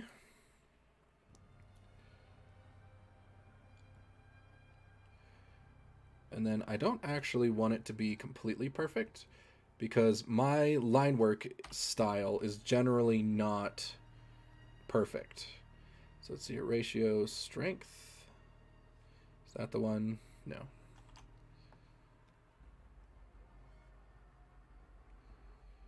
Size, there it is. Flow, opacity. So now it is the same every time. Cool. So I'm going to use my brush, and I'm going to use it completely opaque. And then I'm just going to make a circle, because I don't want it to be too perfect, because then it feels a little bit robotic. And I personally enjoy the way lines look when they are like sort of, you can feel their chunkiness. Why have your cheese snacks the last 2 days been disgusting? I wish I could tell you. I don't know. Is the expiration date on the cheese coming up or anything? Oh, why is my eraser? I don't want that. I want solid. There we go. I need a solid eraser. All right, microphone. Sorry, I'm bumping you with the pen. Sorry to your ears for those. So I just like the way it looks when it's sort of like a painter intentionally making it look like there's still brushstrokes. I just kind of like the way it looks, and it feels a lot more organic. So that's what I'm going to do. Even though I could theoretically do clean lines, not really my style. Not my bag, baby.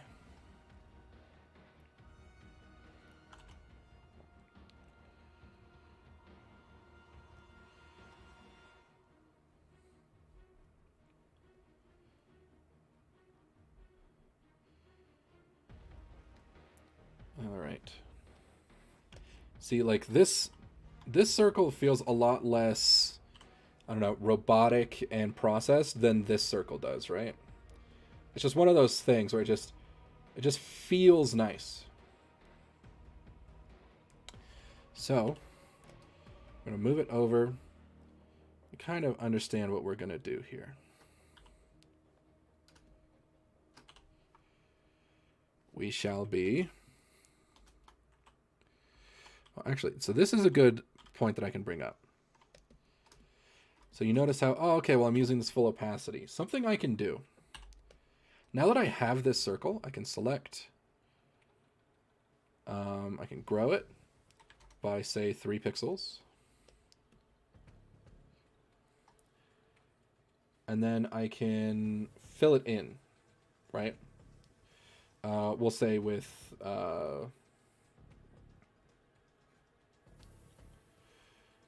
this like darker yellow. And then you may notice, well, that's completely opaque. So why do I need to have a fully opaque brush? Well, you don't after you've made the base. So if you think of it as that, so I've now made this eye base. And as long as I select this box where no new pixels can be created, so like I can draw all the way through here, but it won't make anything new outside of what already exists on here. If I wanted to make the base shape, click that on, I can switch to a brush that has opacity all I want. And I can use it there as much as I want. And that's like totally fine.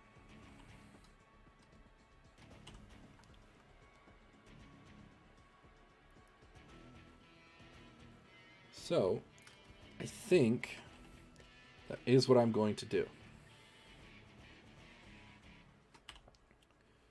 I'm going to switch to the opacity version of this brush. And do it that way.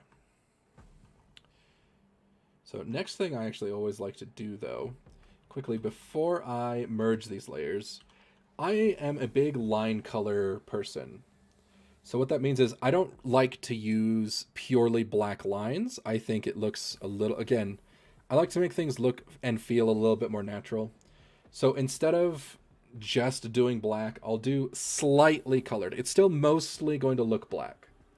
But so we're at, okay, what is that? So that's 57. So if we go 60, and we make it very saturated and almost black, it will be different. So it's a very subtle difference, but you can see it. So like you can see it going back and forth here. And one is just slightly softer and it looks better on the whole overall. So it's just, I highly recommend line coloring. Color your lines so that they're not just black. Unless that's intentionally the way you want it to look, go ahead. But I'd recommend at least doing slightly colored lines. They don't have to be fully colored, but at least not black. And then now, let's get over here and get to work on this.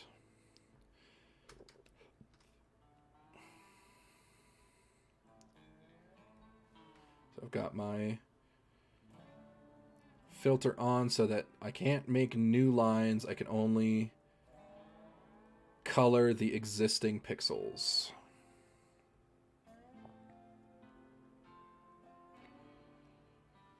Again, big pupil here.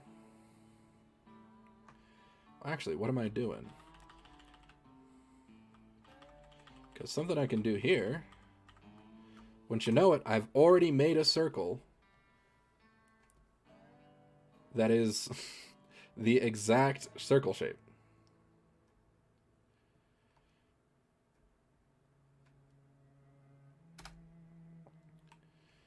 So then I'm just going to make it black. Well, again, not completely black, but mostly black. And then I'm going to add in the little sunflowery seed splotches.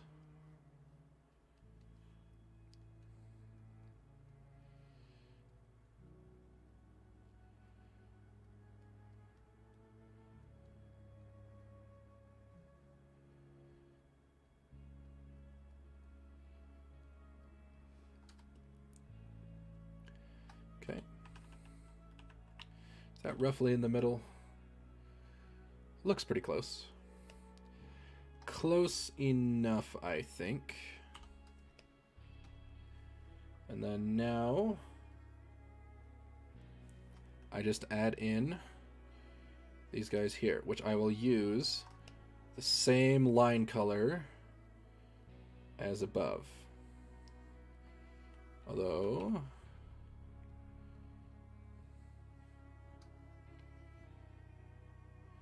actually, I am going to also add in the full color. I think I might do it by color first and then line it on top.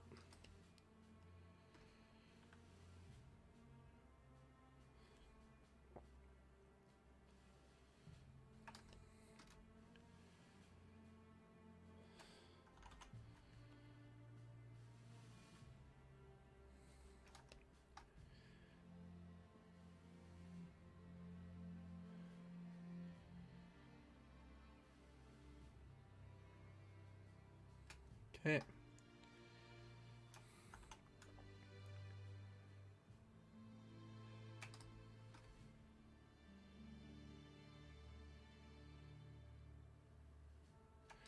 What am I doing? Here's what I'm going to do. I'm just going to make all this yellow. And I'm actually going to color in... Sorry, select... Shrink selection by 1.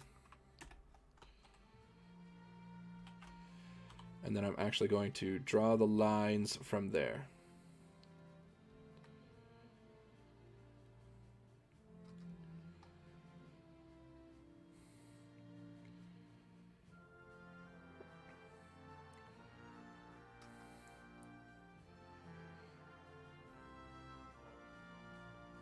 Ah. What happened to my button? You know, you see, that's exactly what I was talking about. See, now that I'm using a less opaque brush, I accidentally just bled over because I didn't notice that I got unclicked from my opacity only button. See, now it can't happen.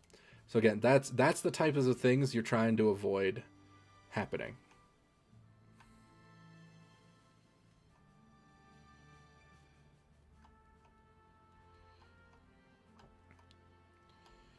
We are going to manually do all these petals. Again, and I'm totally cool with spending a lot more time on the eyeball than I would be spending this much time on something else. And it's all just because the eyeball, again, it's the gateway to the soul. The better it looks, the better I think the model will look as a whole.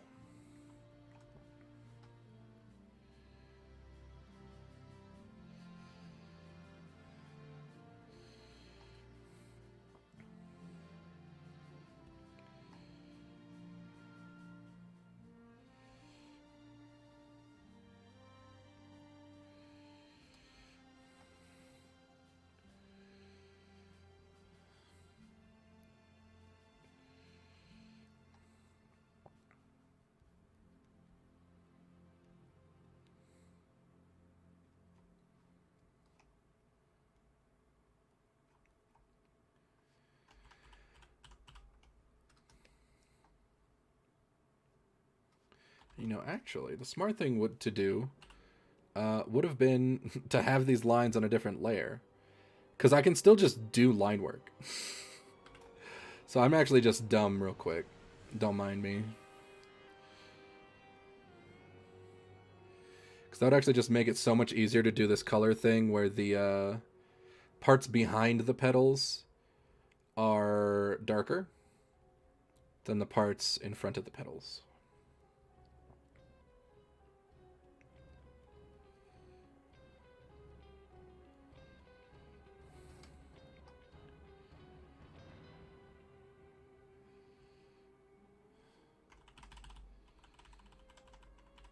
Make this one a little bit fatter so that this one can also be fat.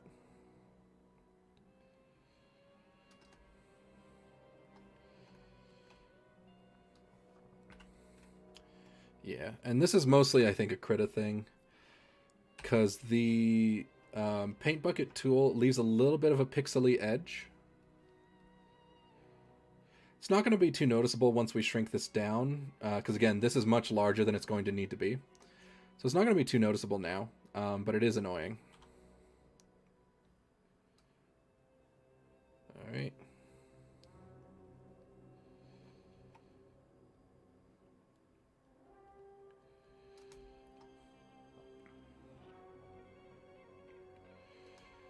Okay.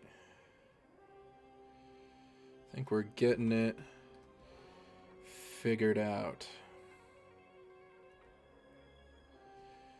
Big ass sunflower.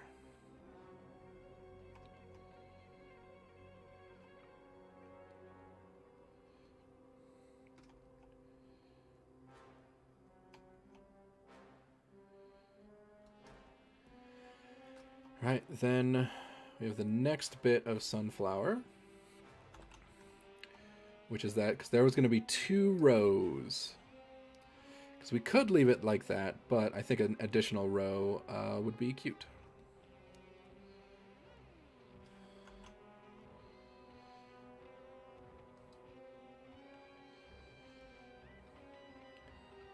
Now, this one's going to be a lot less obvious. In color, it's going to be a lot less contrasty, so it's going to kind of blend into the background.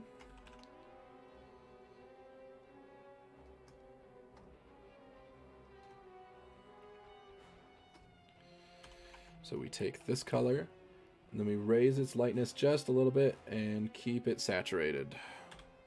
Then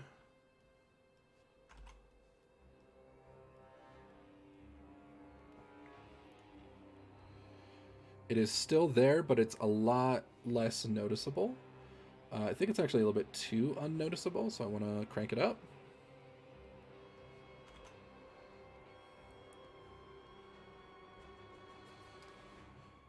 There. So that looks pretty reasonable.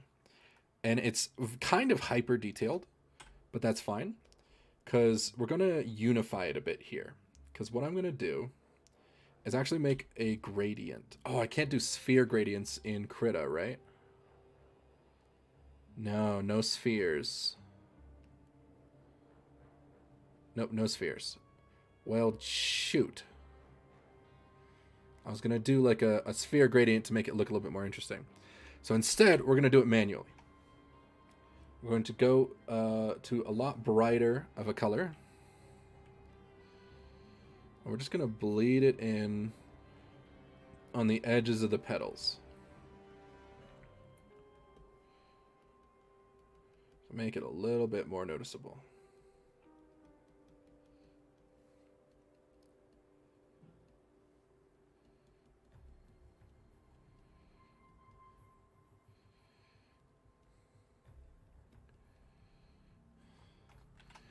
And then you can look at that, and yeah, that kind of makes it a lot more poppy. So what we can also do is do the same thing for the other side, since we can't do the gradient manual, or we have to do the gradient manually. So we'll decrease and increase saturation. Typically, whenever you're shading something or making a darker color, I always like to increase the saturation a bit so that it looks a little bit just better. I typically find that increasing the saturation when you're making a darker version of a color instead of just darkening it adds a lot of life and pop.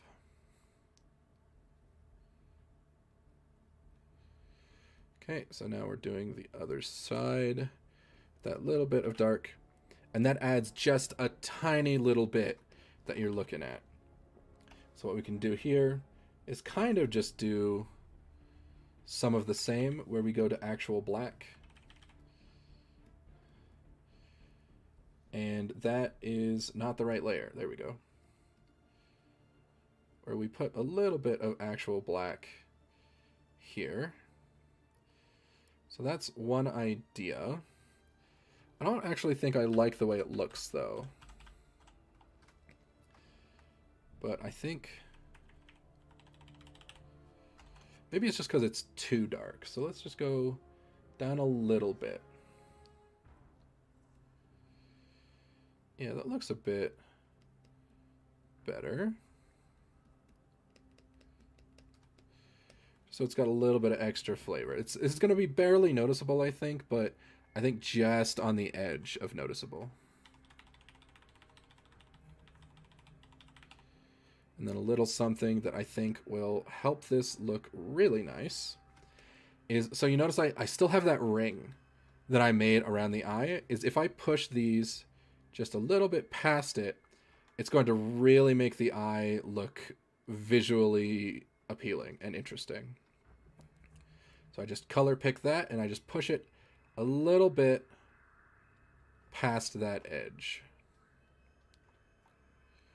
Just the teensiest bit. Not even all the way to the edge of my pixels. Just a little bit over. And it makes it look a decent bit more interesting.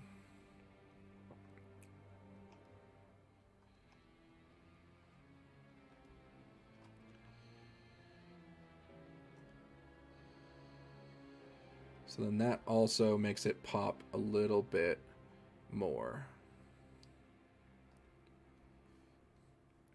Just a little bit more pop.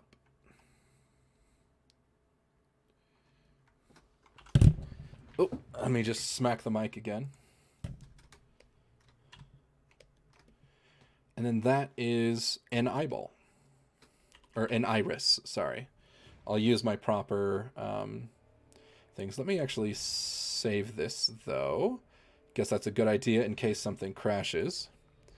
I'll just save it, we'll say in this as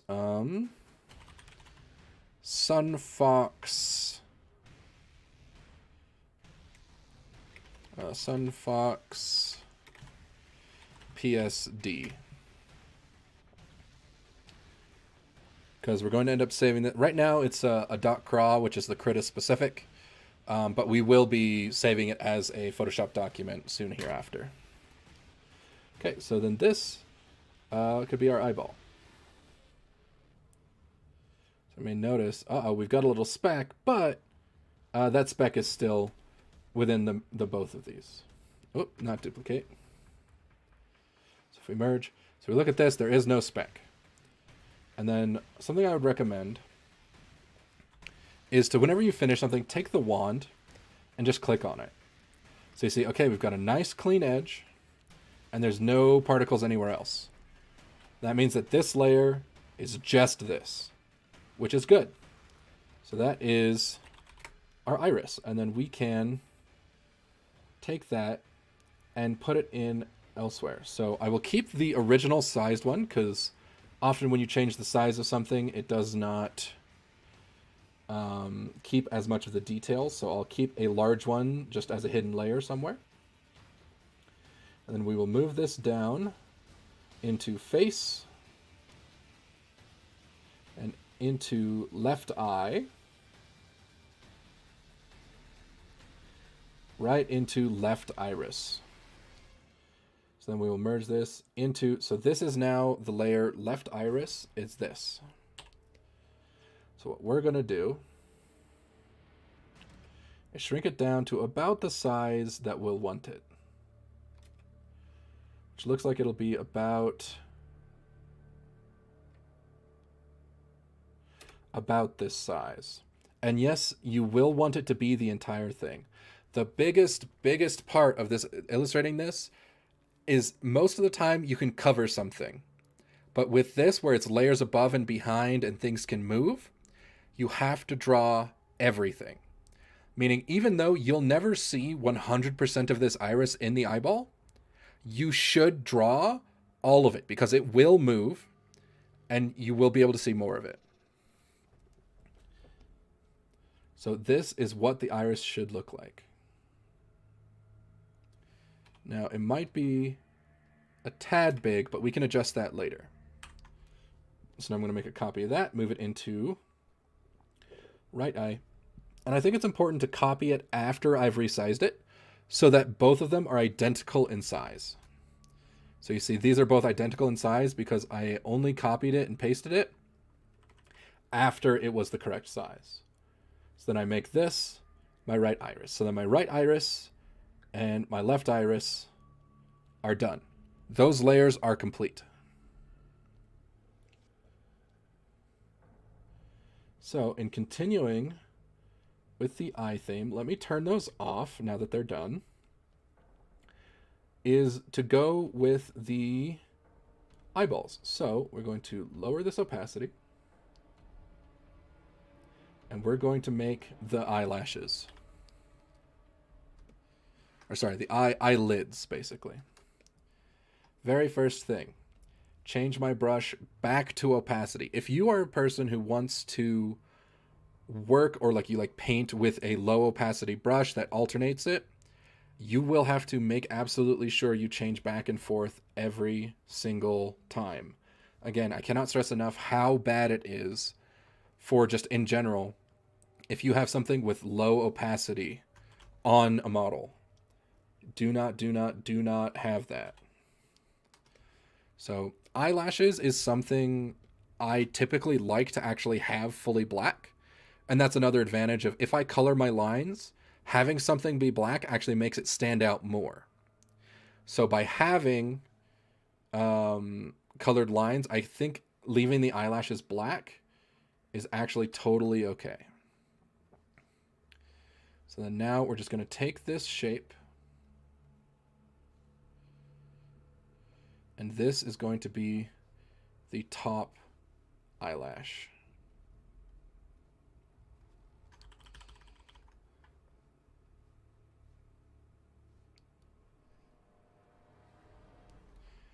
All right, and then again, full opacity, so we're going to fill this in.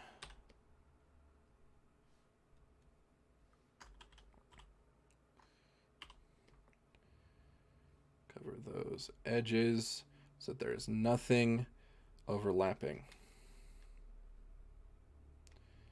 Again, a full opacity eraser as well. This helps you get the exact shape you want.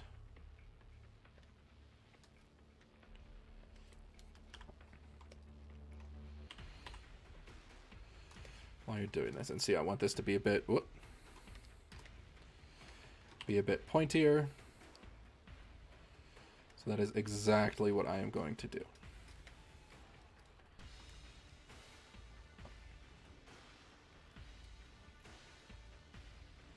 I think that was a little bit too deep.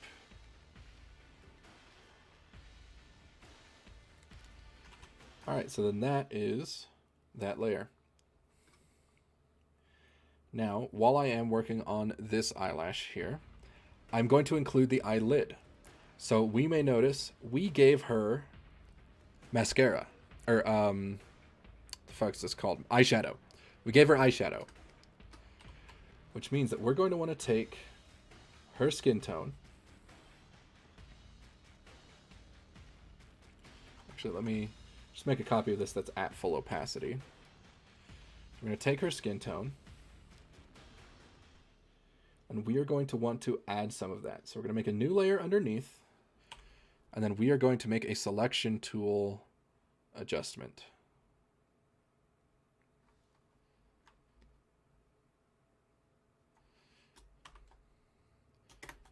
So we have now filled that in. Now this eyelash has skin on it, meaning anything that goes behind it will be behind the skin. Now, what we do with that, well, technically we don't actually need to do skin underneath. We could just do the eyeshadow, which is actually completely reasonable. Maybe we'll do that actually. I think that's a better idea. So we'll just cut straight to the eyeshadow and skip that part, because that part's mostly useful for the lips and not as much for the eyelashes. Okay, so we're on top lash. I'm going to make a new layer so that I don't mess up this line work I just did. And then what we're going to do is we're just going to paint it like it's eyeshadow. This is actually a rare instance where I will use opacity in order to get the desired look.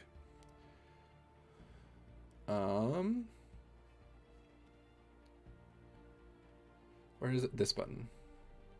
I'm going to add that.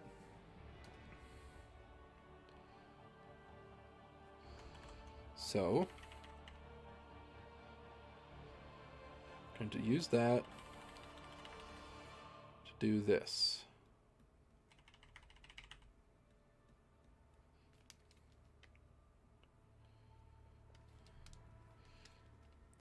Then we're going to clean up the edges.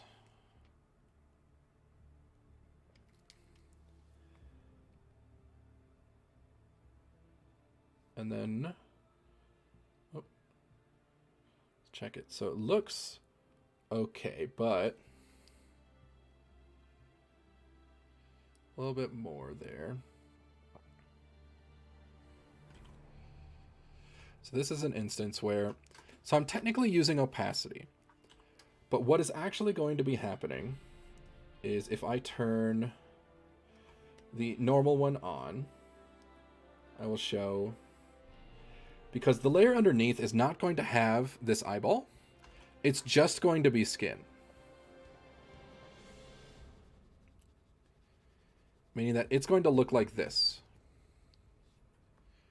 So having this slightly under opacity is okay. But what would be better is if we took it, there it is, and we just took, okay, so this is where this is. I'll make a layer underneath and then fill that layer. Oh, hello. There we go. And then fill that layer with a layer of skin. So it looks kind of funky right now, but that's because there's something underneath it. So you may notice if I turn off that layer I just made, so this is the layer of skin underneath it, it doesn't actually change anything while it's nothing but skin underneath.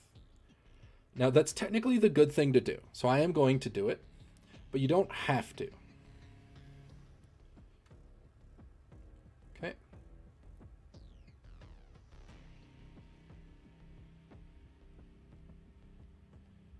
All right, so we have the top lash and we've got some eyeshadow.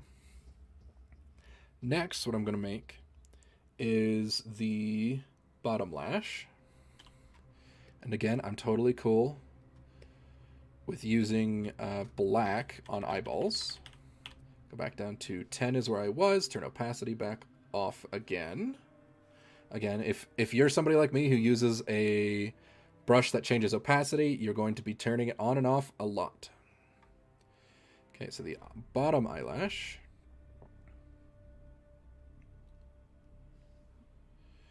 Is this one here. It goes down.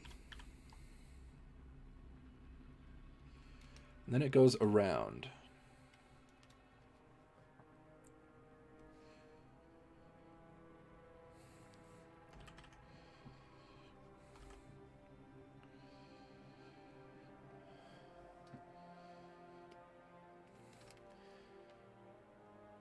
So that is exactly how we will do it.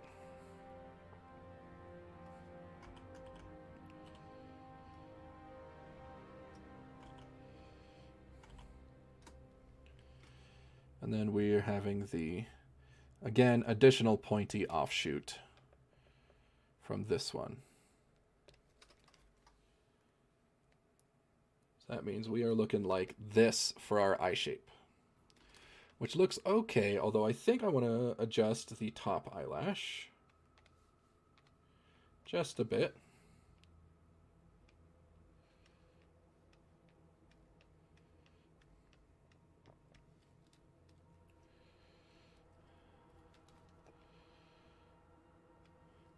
Just a little bit of thickness change. Uh-oh. I see now some of that is on the bottom eyelash. Now this is stuff that you absolutely have to avoid at all costs. So notice how, oh shoot, that's the bottom eyelash. I ended up accidentally getting some of that on there. You have to clear that out and make sure it's all gone. So I do my wand, I didn't select anything else, it's gone. Because you don't want to have that because it'll cause undue problems later. So the top eyelash, I'm going to adjust to be slightly more up.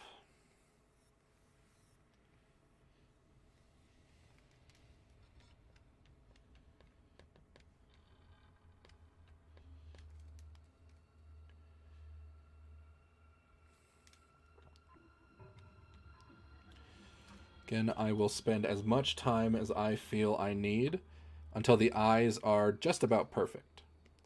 Because the eyes are the most important part. And to be fair, something you could do as well, actually, is you could also separate this part here. So this part could be separated as a separate layer to just make your life a little bit easier. But I find it's not that big of a hassle in the actual editing program, so I typically will leave it. And then right here we can see how it looks with the eyeball on. Looks pretty okay. But let's zoom out. And then this is actually something I like to do. So I will select it, and then I will just move it around. And then you'll say, okay, well that looks like an eyeball. Looks pretty okay. And then I will reset it to its original position and turn it back off. So now that we have that, I'm going to take this eyeshadow and I'm going to attach it to the top lash. So it's going to be right top lash.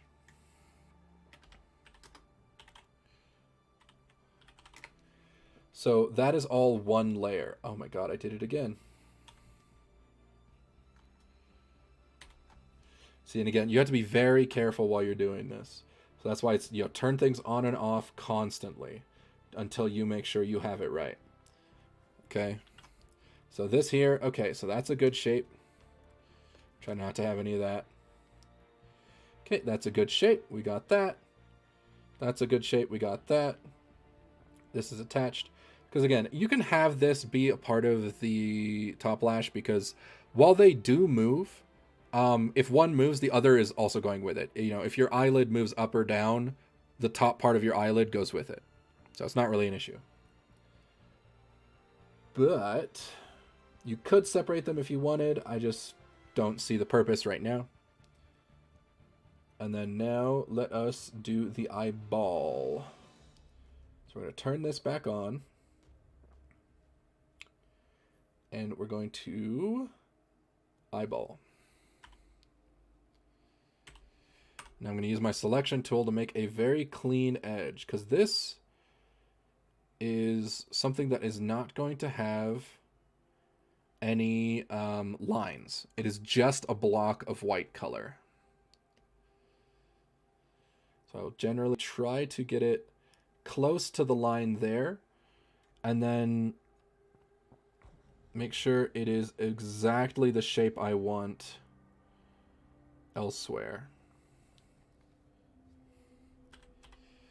And then we fill it with white. And we can clean up this shape if we need it. Always better to have something with color on it behind it instead of white, so that you can see it a lot easier. So if you're doing this, you might temporarily just make a new layer with, I don't know, this color behind it, so you can see it a lot better and easier to understand where exactly your white line is.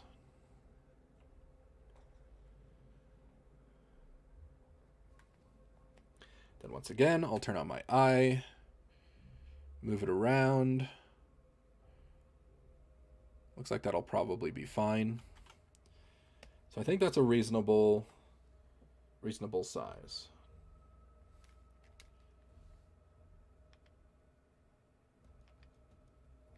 Although I think I'm creating a bad tangent here, so I might go up to my top lash. And I might actually go about a little bit over it.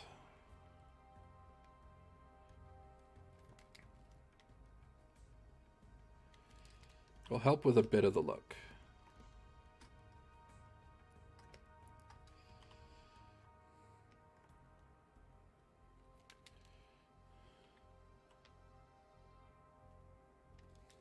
Okay. Zoom, please. Thank you.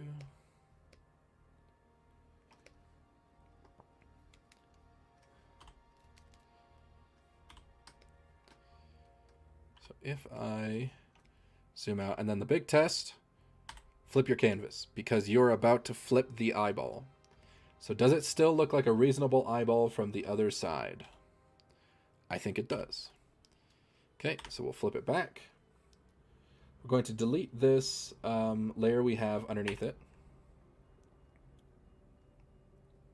So we've got our eyeball, we've got our iris, we've got our bottom lash and our top lash. Now we just want to see the eye light. So there's two ways to do an eye highlight. So one way is to have where you just make, like, you know, general amorphous shapes of some kind, lower the opacity, and stick it on. Right? Like that is one method. And then, you know, it can move around as, you know, the head moves, or it can just sort of be there, and it's like a glare, basically. So that's one way. Another way is the anime way, which is where you just take it, and then you just do white spots.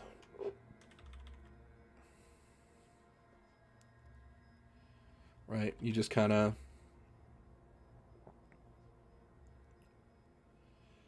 do white spots that are a part of where the eye is, and the iris can move around underneath them.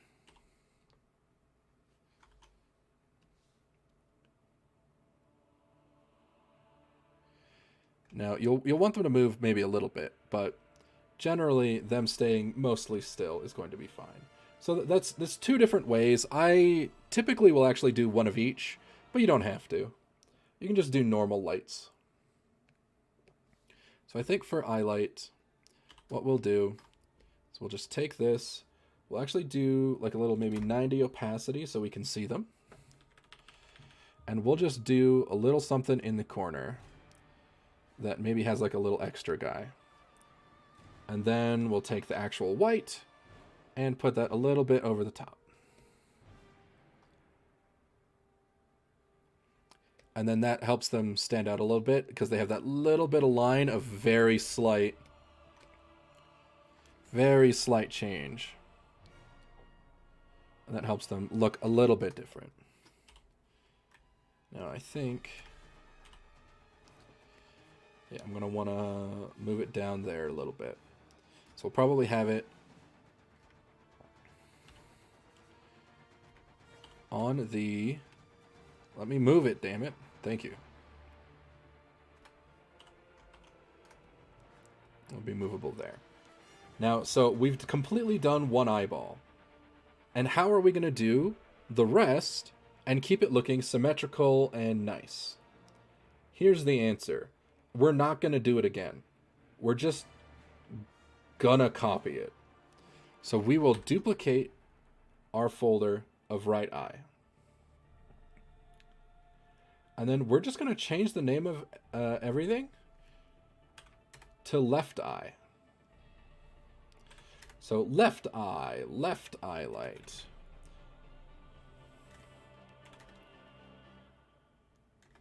And then left bottom lash and left iris. And left eyeball. Then we're going to select the group. And then we are going to transform and mirror it. And then bam, we now have both. Granted, I don't think it mirrors it exactly all the way across the canvas. Where is it? Yeah. That's okay. Because you see, something we have here is we actually want to probably try to center everything to make sure that everything stays with itself. Because as we flip things, we're going to want a center line that we flip it around. So what we would do, so we now have our left eye and our right eye, and we can technically delete the old left eye folder, and then that's just a quick and easy, hey, we have 2 eyes now.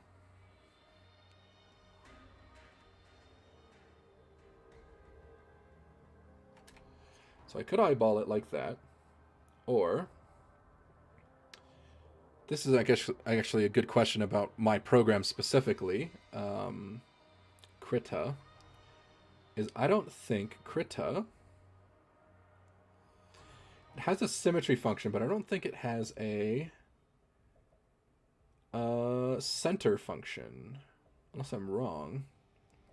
So if I take these eyes and I put layer, group, transform, scale, offset, image, mirror, scale, offset, view, show rulers, no. Show guides. Show grid, snap to grid. Edit, fill, select. So it doesn't look like it has a way to basically center things on the canvas. But it does have symmetry tools.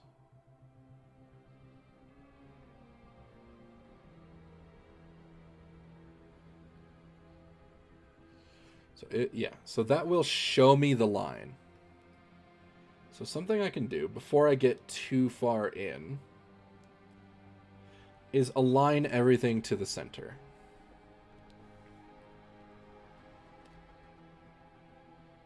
So if I align this about where the center of her is going to be, sort of where her middle line is. Okay, so that passes through her nose, her mouth, her chin, her titties, and her body at roughly the middle. Then I can now have this pretty much centered. And I can go and move the eyeballs so they're centered as well. This is technically something I probably should have done first. Because now that I have to do it like this, it's a lot sloppier.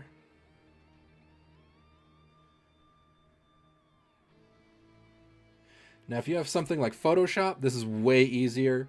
You have a literal, like, center horizontally button and, like, that kind of stuff. So you could just center it. So if you just take every layer that you draw and you just center it along the middle, then you're good to go and you don't have to manually do any of it. But I think that's about right. So then now everything is centered along this line. Because you want everything... See, it doesn't matter where the exact center line is of your drawing, as long as everything is aligned to a center line. So if you wanted to make like a guide, so if you were to do like show ruler and then like pull down a guide to function as like your center line, as long as everything is lined up to that guide, then you'll be fine. Everything just has to make sure it's lined up with each other. Okay, so now I've got two eyeballs, so I will turn them off because I know they're done. Next, let's make the head. Oh, sorry, by the head I just mean this like face part with the skin. So, I think quickly before I move on, I'm going to do a palette check. So, this is skin, this is hair, this is the flower, this is the dress, this is the tail tip, this is the pot, that is also the pot, that is also the pot, and then this is the bottom of the dress and the top of the dress. Okay. So I think that should be good enough that I can turn this back down opacity. Because when opacity is lowered, you can't just like color pick it. You have to raise it up.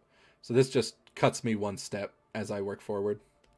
So I can grab the correct colors. Because it's going to be a lot easier to do this type of thing as shapes of colors than it will be to do all the lines and then all the colors.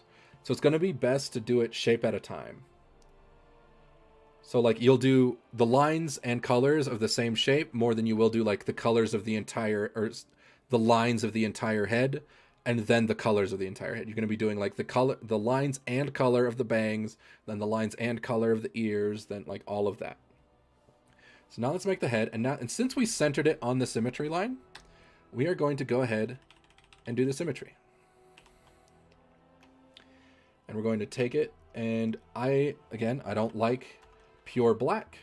So we are going to do color lines. And zoom in. And we begin to draw on this. Now again, the symmetry tool is super cool and useful. It allows you to make exact copies. And I believe every modern art program has one of these now.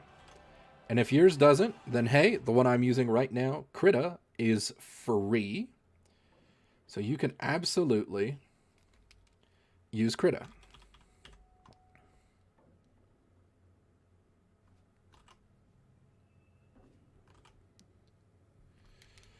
So make sure this line is like this. I think I want to cut the jaw in a little bit more on this. And cut harder upward.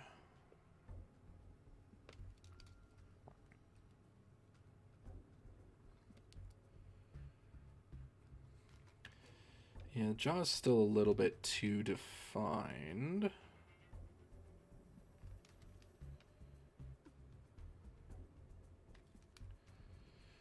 So if I just make it like that, let me actually lower the opacity a bit more. So I can work on this a bit different.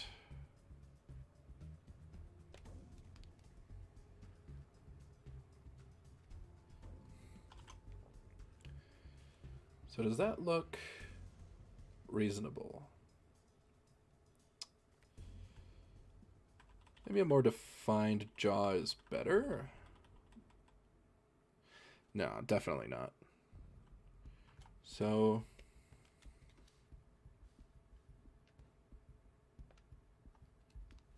I think it might be a little bit long. So I think that's going to be a lot more reasonable. And then again, we're going to use the selection tool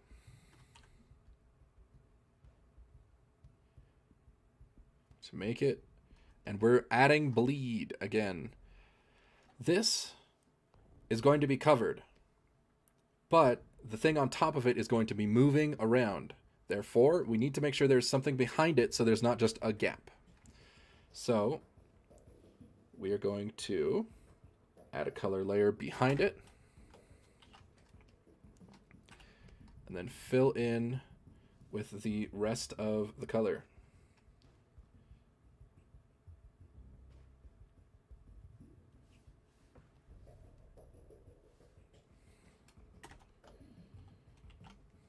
Okay.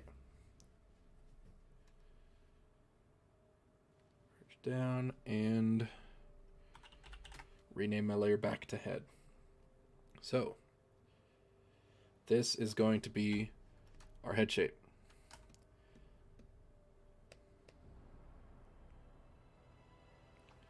And it is perfectly symmetrical and it is aligned on our grid. That's all we want. Now I think I actually am going to carry the line upward a bit more, just because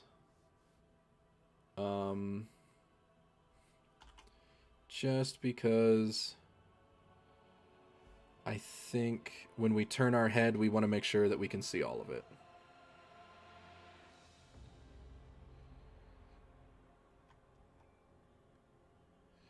Again, this is a full opacity brush.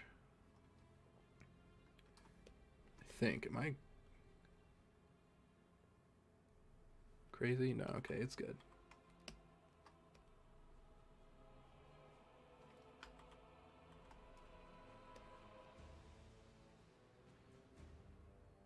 Okay.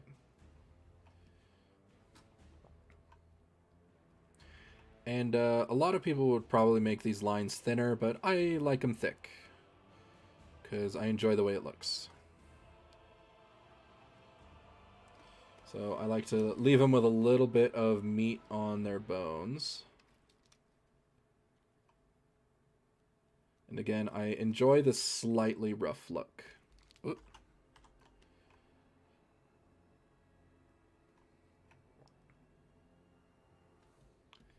So there it is. That is the head. You may notice. So, okay, we have the head in. Well, if we put our eyes on, well, now the eyes are there. It just looks like that's where they belong, which is perfect. That is exactly what we want. So now we can turn that off as well because that layer exists. Now that we have our head, why don't we go ahead and put in our nose. So again, our nose, we are going to go not black.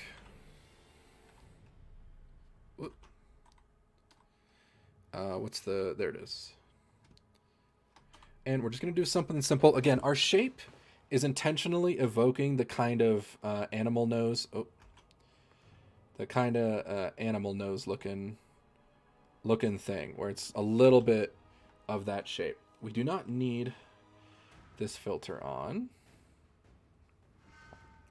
because it's not going to be exactly symmetrical, because it makes the nose look a little bit more interesting if it's not perfectly symmetrical.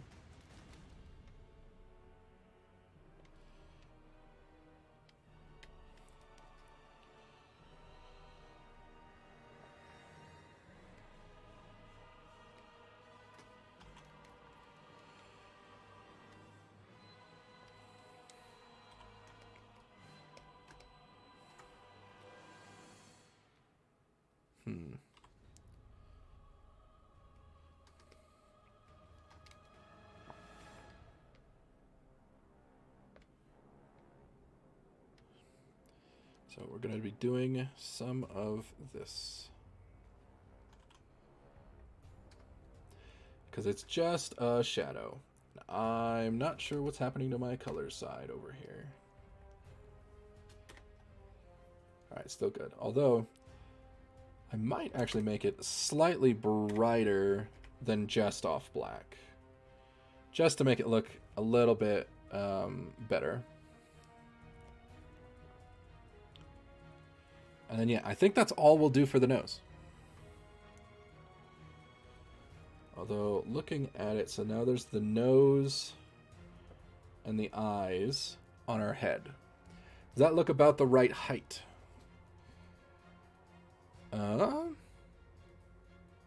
Looks reasonable enough, I think. Might be a little high. No, actually. We'll leave it there until we put the mouth in, and then we may adjust its position. Okay, so next up, we're going to put in our eyebrows. So left and right eyebrow, well, you guessed it, we're going to draw one and flip it to the other. So, first eyebrow. This one, I'm going to go off black, but in the color of the hair. Because the eyebrow is made of the same stuff as the hair, usually, for color. So, 4 colors of hair type. I like to go a little bit farther off of black than even skin. And then we just make our line.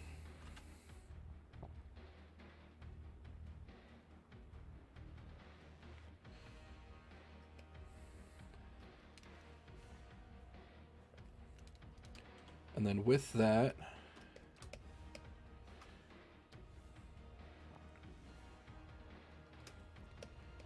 I like to make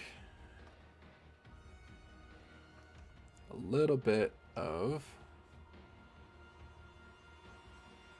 a look.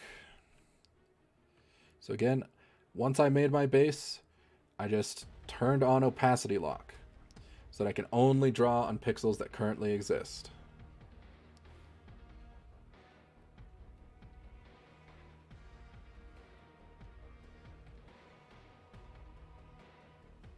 All right.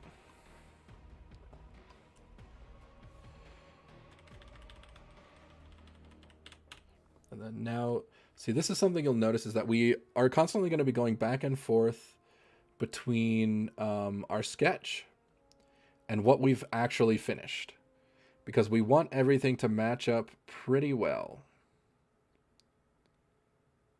Okay, so I think that matches up pretty all right. And then now we are going to duplicate it, flip the layer, and then because we aligned everything along our canvas's exact center, all I have to do is hit flip horizontally and it will duplicate it to the exact correct position, and I'm not going to mess with it. Okay, so now we have our left eyebrow and our right eyebrow on top of our eyes. Perfect. And then our nose. Good, good, good. It is just that simple. You just go piece by piece, very methodically, and draw each individual part.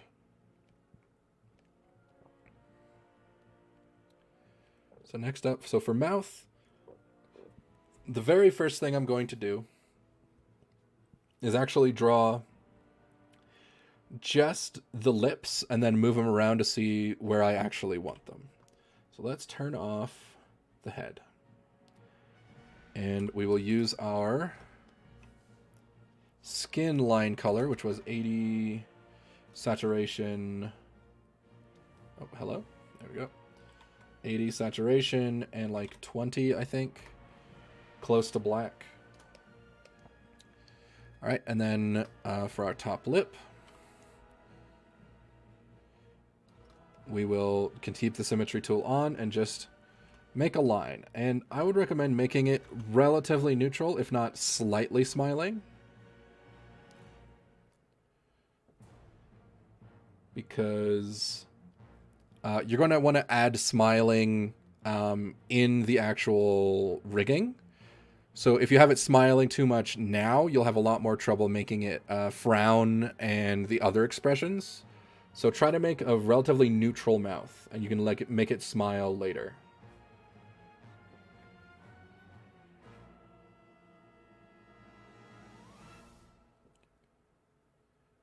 All right. And then so if that's where the lip is, let's put everything else back on as well. So that looks not quite right. So let's take that and let's move it down just a little bit.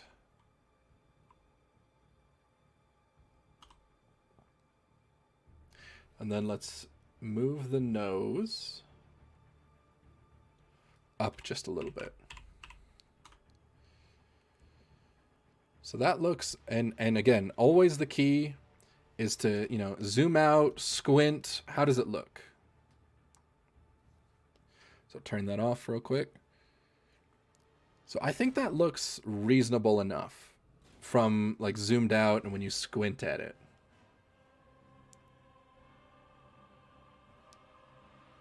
Yeah, I think that looks fine. So that's where we'll have our lip. Now comes the part where we add to our lips, because the top lip is not just this line. The top lip also is makeup, because we have lips. So what we are going to do, let me double check to make sure I've got all my layer orders right, because the mouth is the most recently new thing I've done, because I've been learning how to do it in the VBridger software. So you need to do it a certain way. Let me make sure I've got the right layer types.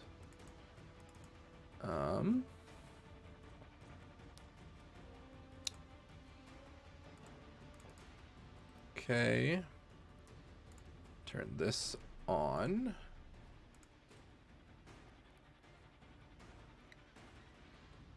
Okay. I think that's right. So I'm going to take, again, the selection tool as opposed to anything else. I suppose I could actually do it with the brush tool as long as I've got the symmetry on. So I'm going to go underneath this so I'm not messing up the lines I made. So it's behind. Oh, I don't think that line was fully opaque. See, this is the stuff I'm talking about. Where if you're not careful and you keep switching it back and forth, you're going to mess up and make your own life harder. So let me duplicate that until it is completely opaque.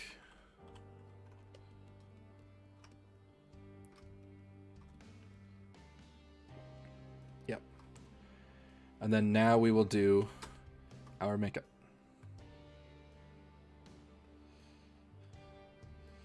So top lip. Can just do something simple like that. We can go even a little bit harder than that.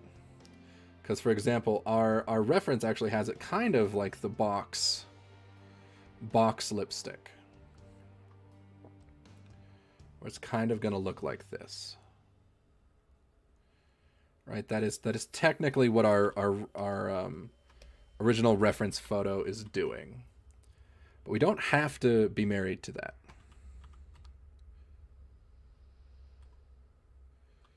We could just have it be simple.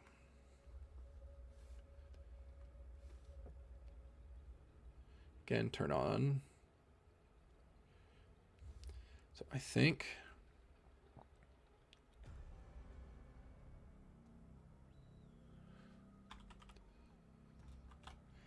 that looks pretty all right. And again, we're gonna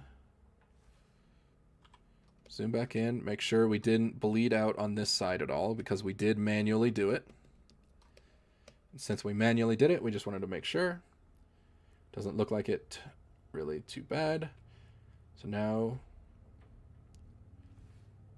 we will take this and we will merge it with our top lip. Nope, not copy it.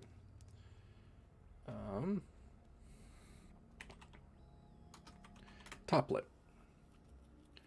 All right.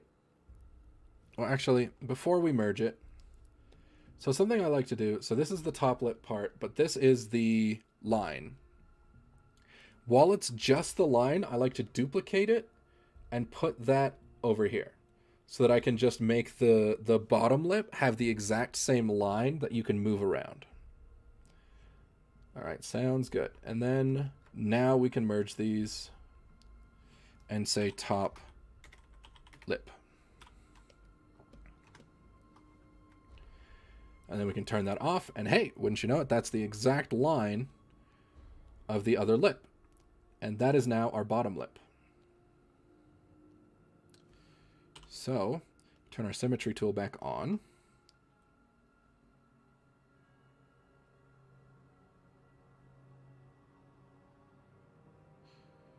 We can go up to here. And then we will zoom out to see if we like the way that looks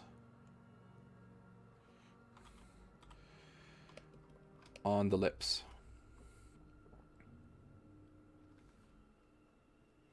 Okay. Doesn't look awful. But I think it looks reasonable enough.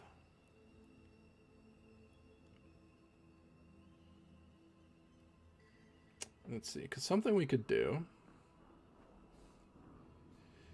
is sort of make it follow the whole lip.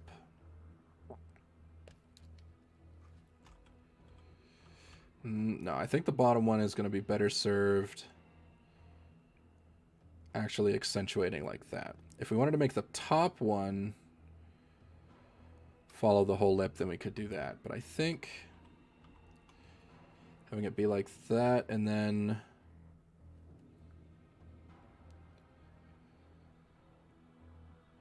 make it look big.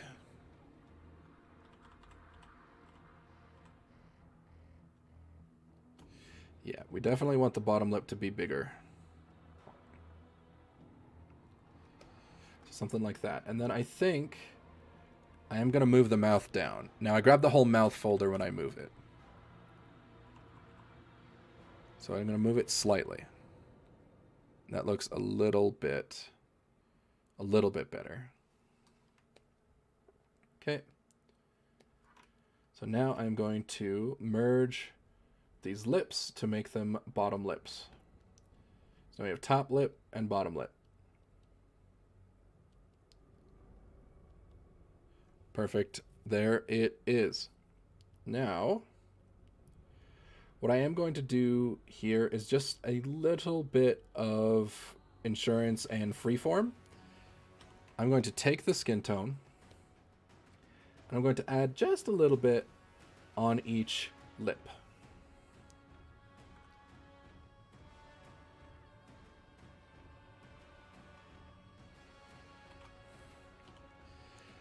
So if we turn off the bottom lip and we go to the top lip here, just a little bit of this. This is just to make sure that all of the mouth bits are completely covered once it comes time to move things around. Now, you may notice, okay, well, isn't that going to look bad? But no, because when we turn on the head, it becomes invisible because it is the exact same color as the skin underneath.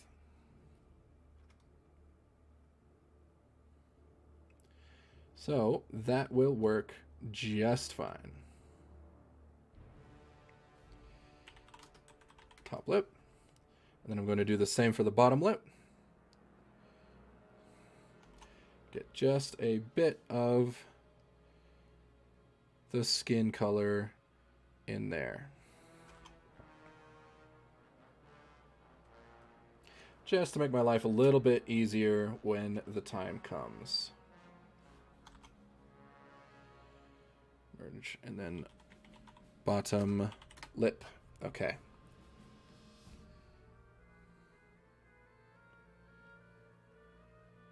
All right, so now the lips are done.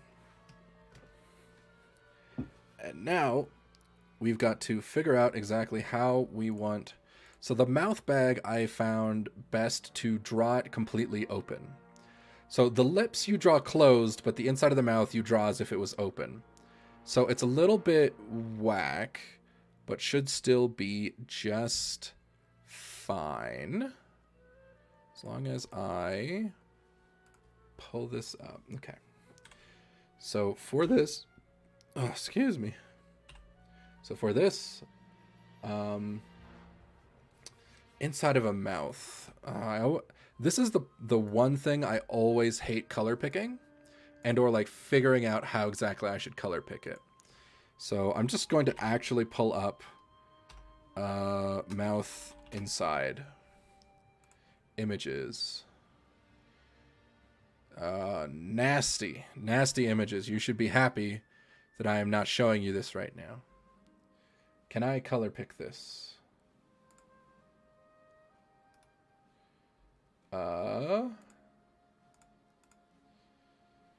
Where's the color picker? Color pick? I might have to copy it in. All right, I am actually going to shield your eyes from this. So, thank me later.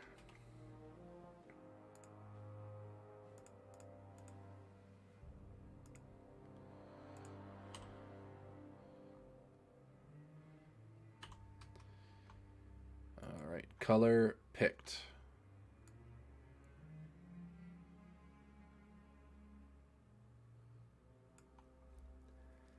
Color picked, deleting that layer. All right, you've been spared. Now, on the mouth bag layer, so just imagine it. The number one thing I can say if you're like trying to figure this out is you should probably look at a mirror. Like grab a mirror and look at yourself. Use yourself as reference. So what you're going to do here is you're just going to open your mouth. You're just going to be like, just have your mouth hang open. And then think about what that shape looks like on your lips. Because you don't need to draw any farther than your lips because you're not going to actually be able to see all the way inside. So you just hang your mouth open and look in a mirror or on the webcam, whatever you're doing. And you're just going to draw that shape.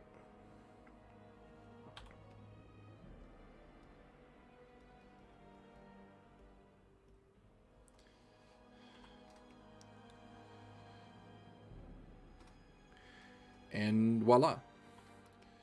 I have a mouth shape.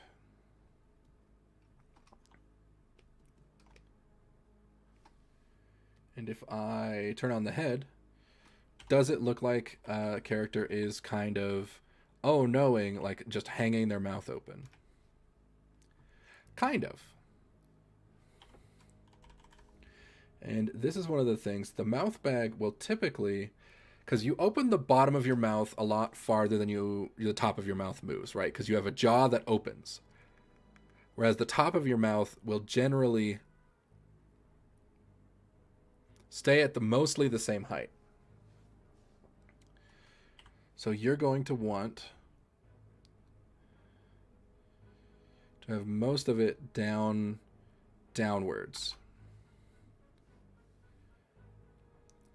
Right, so if this is the exact center of this, you notice how there's more of it poking out the bottom than there is the top. So that's what you're looking for.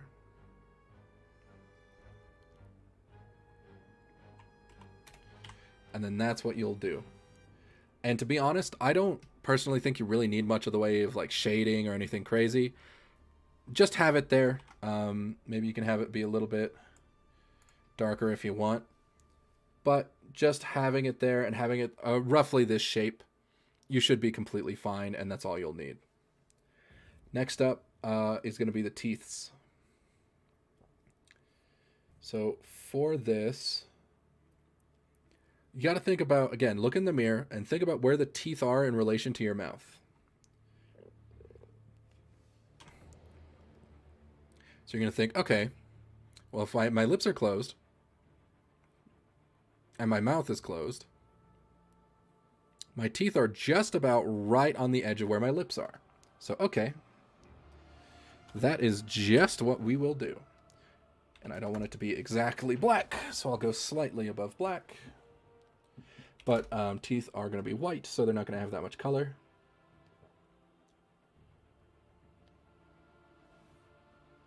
So, right about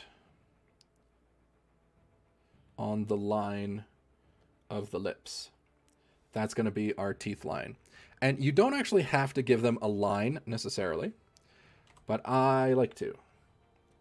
And then from there, you're going to make sure your teeth... Well, I might as well just switch to white.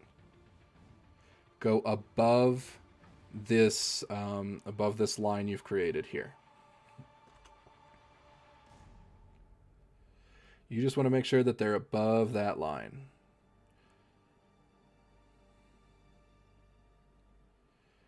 And to be honest, I would still actually probably just move it up a bit.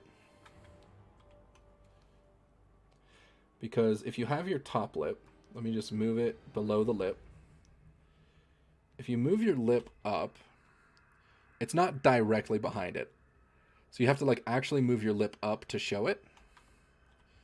So what I would recommend is you put it a little bit farther up. Stop. Let me move both, damn you. Okay, merge layers. So I'd have it just a little bit up above. And again, just make sure that it is above the line of the mouth bag. Because personally, I don't really think you want to show too much gums unless that's your style and like you have a smile like that in real life and you wanted to put it in your avatar, then absolutely do. But otherwise, you just want to make sure, because this is going to be clipped where the only thing you can see is what's inside the mouth bag. Everything inside the mouth is going to be clipped to where you cannot see anything outside of this like reddish bag, this circle. So it doesn't matter if it goes over the edges as long as it's about the right size. And again, I'm going to move it just slightly so that it is just above the lip. All right, and then that is the top teeth. Now this is the thing that is new to the way we're doing mouths for this particular system. It is the bottom teeth and tongue. So you may notice on mine, you can see all the way around. And that's because when you open your mouth, you have the mouth open and jaw open, which is going to allow you to see the tops of the molars in the back. So you're going to make like a horseshoe shape.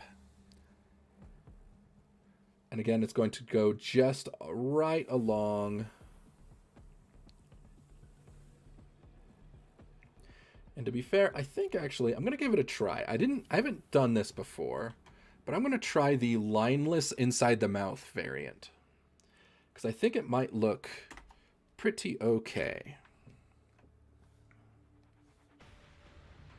So inside of the mouth, I'm going to have no lines, just colors and shapes.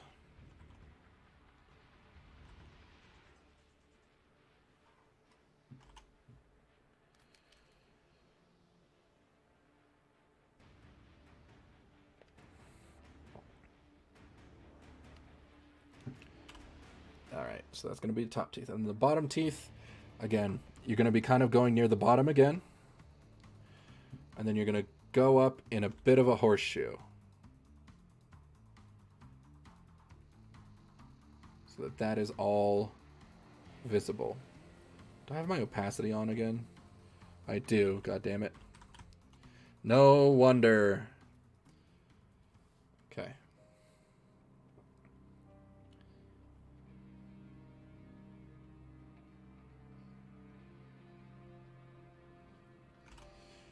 Yep, so it's going to be the front teeth. That's going to hook back. And again, you just need to go right outside the edges of this mouth bag because it's all going to be clipped to the inside of the mouth bag.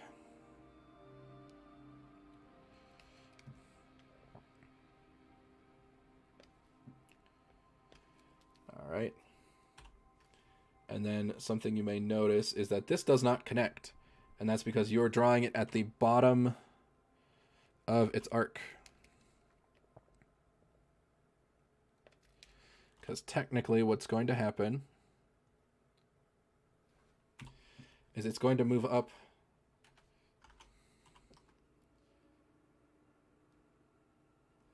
Sorry, actually, let me try it a little bit better. Because it's going to be thick on the bottom part, because think of it like the jaw. It's just going to kind of come up and do this, right?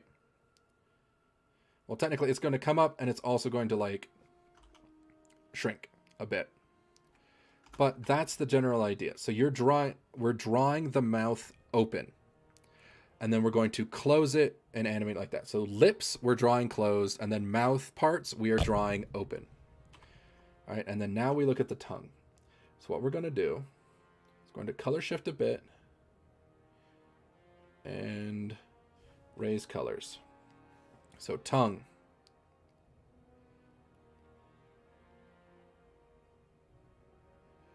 It is honestly just as simple as that. Something that attaches to the jaw. And then that can absolutely just get you the whole way there if you wanted.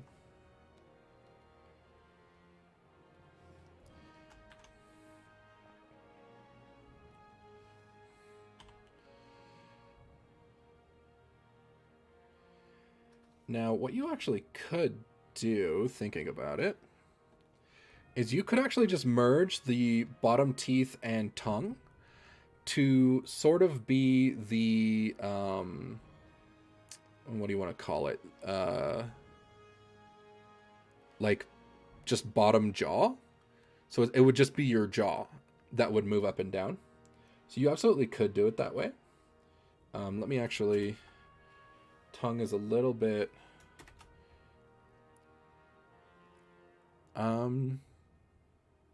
Yeah, I think that's a better color for the tongue. We want it to stand out, but not like a crazy amount. Yeah, and then, yeah, so I think that is what I will do. I will actually merge. So this is going to be bottom jaw. So this is, because this is all going to move as one entity anyway. Because it's either going to open or close. And where the tongue is not really going to change. The only thing that's going to change with the tongue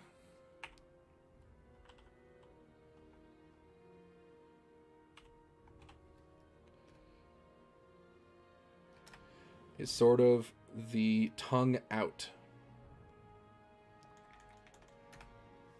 So this is something that we are going to take just that color, and we are going to, well, have the tongue stick out.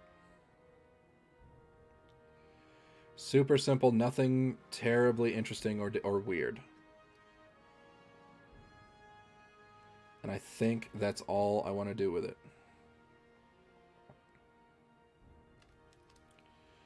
So you have the tongue out. Because I think the solid color mouth is something I want to try.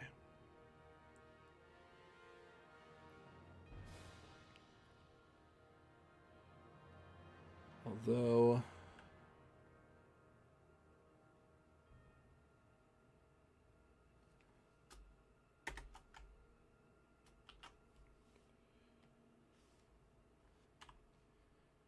yeah.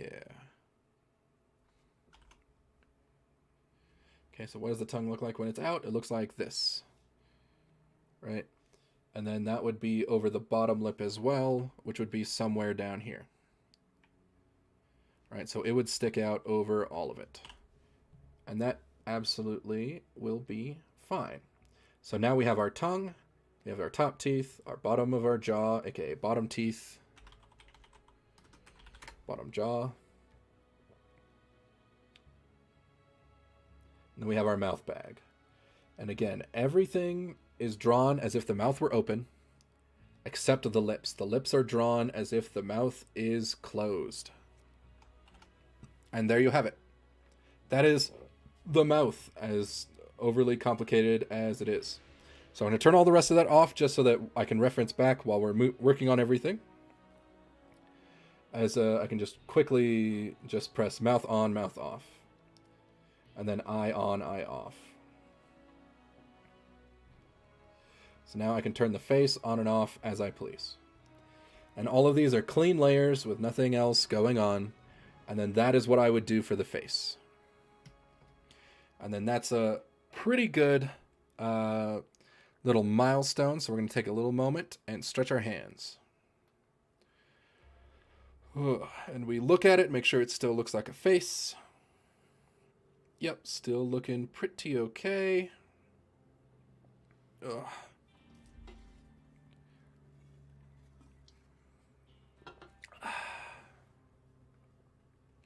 Refreshing, drink some water.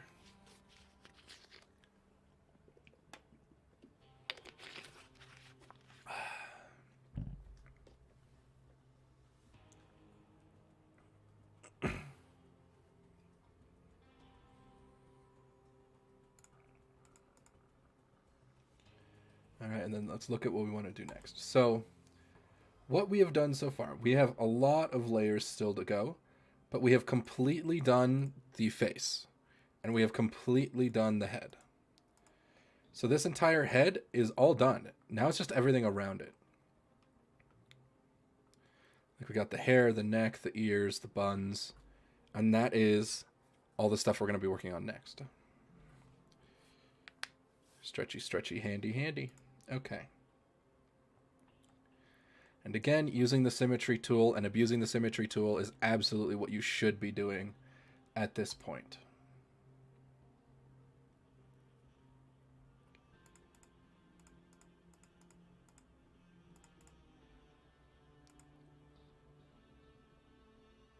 Although, only when you're drawing things that intersect. For example, because I'm about to draw the hair dangly here, I'd rather draw it singular and then flip it.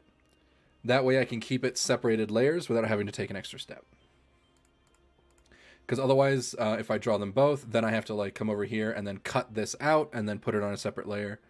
It's pretty much the same amount of work. I just prefer to do it this way with the tool off.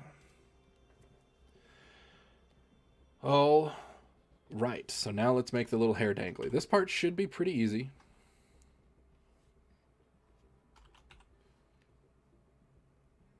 Make sure my opacity is still on. Looks like it is, but because it's a texture brush, it's got a little bit of a quirk when it's going in. It looks like in specifically this direction, which is fine still. I just have to make sure not to do anything too crazy.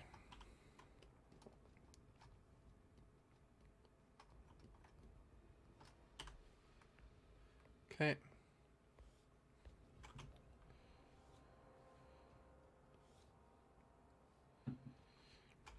So for this one,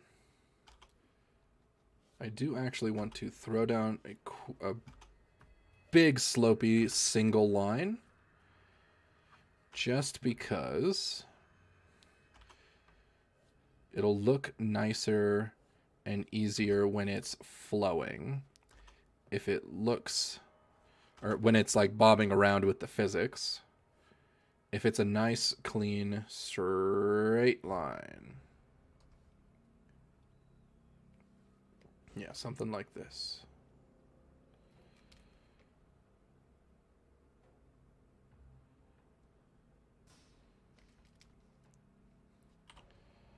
Okay. Let me turn on the head.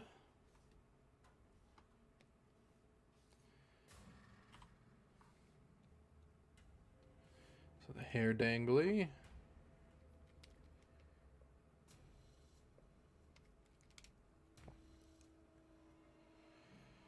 Line's gonna go all the way up there, and then we take the hair. We put it in.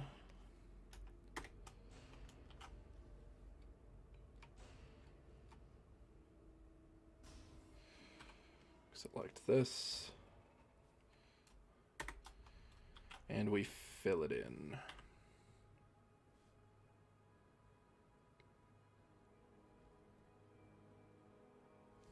Okay.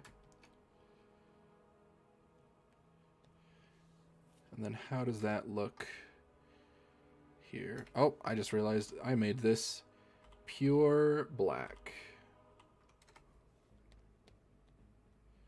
which I don't want.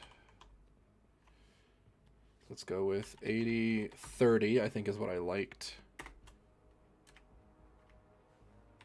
on hair stuff. Yeah.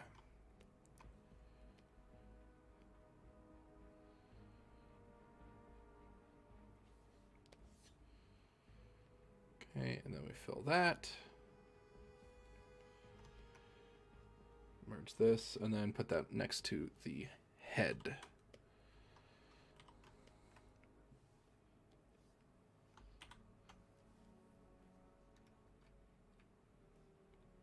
Merge down. So that looks reasonable enough, I think.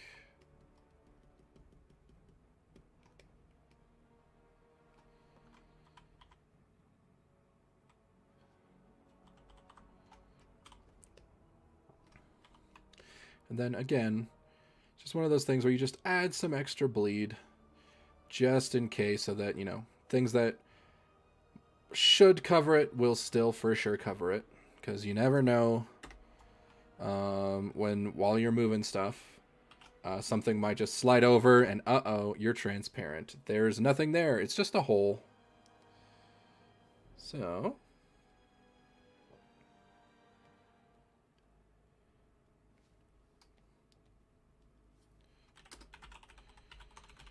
right, hair dangle. Now, for this, I am actually going to select this and do a little bit of the hair shading. So for the hair shading, I'm going to go lighter, more saturated. And we're going to turn on the opacity on our brush. And again, now that I have the opacity on, I'm locking this layer, although I have it selected anyway.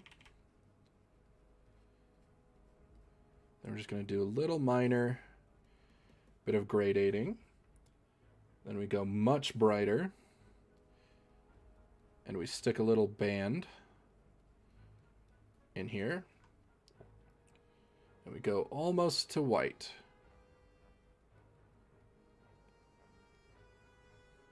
Let me do that. Actually, I have a hairbrush, don't I? One of the brushes I set aside is a hairbrush, yeah.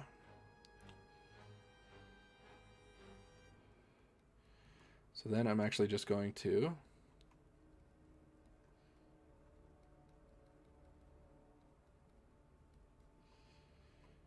use this to kind of settle all of this into the hair, so that it looks like I've got a bit of a hair highlight.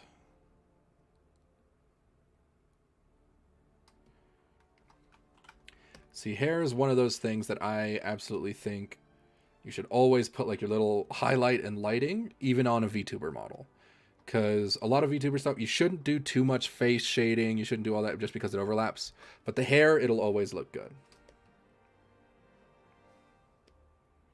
Okay. And then with the way that looks, I think that's A-okay. Might actually just be a little bit too big. Can shrink it down a little.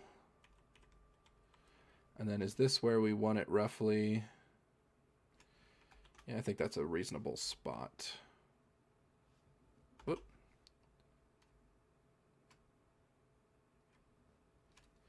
Ah, that's right. Krita has it like that. Okay. And then we are going to duplicate. Image. No, layer. Mirror layer. And then it puts it on the other side. There we go. Then it is left. Hair dangle. And right. Hair dangle. And then now both of those exist here and are clean and have their little extra bleed so that they can go up top. All right. Now, actually, I think I'm going to clear up a little bit of their bleed because I think I might have done a little bit too much. At least on like the angle, I mean.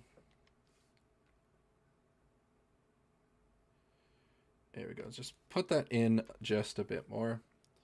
And then now we can turn those off. We have them. Leave the face on. So now we can do the bangs. So the bangs are going to be on. And let's get our line color that we are using.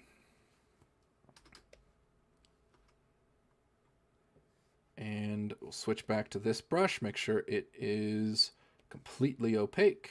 Good, good. I think I was using 10 pixels size. So now we just shape how we want the bangs.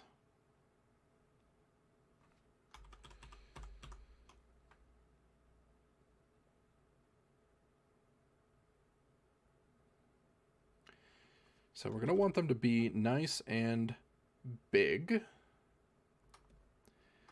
so that they can cover up a lot of this fudging nonsense that I've been doing. Okay, this one I think I'm going to try and follow to the letter. Let me turn off the face. There we go. So we turn off the face so we can properly see what's under here.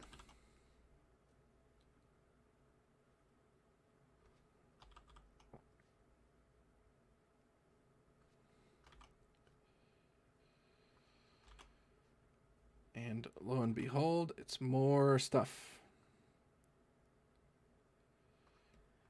All right.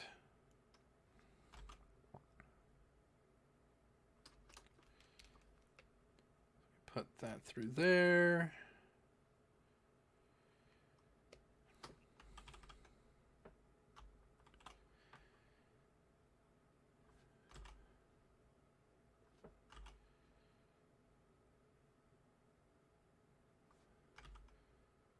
And it goes in like that.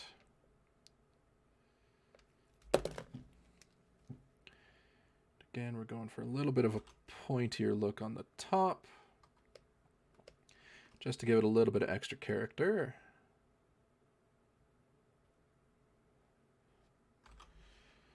And then let's see, how would it look if I just mirrored it? Can I save myself some time? It looks okay. I think I could make just a couple of minor alterations and it would look just fine. Just a-okay.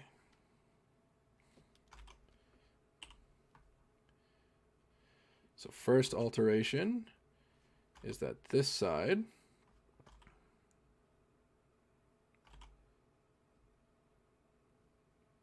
is going to be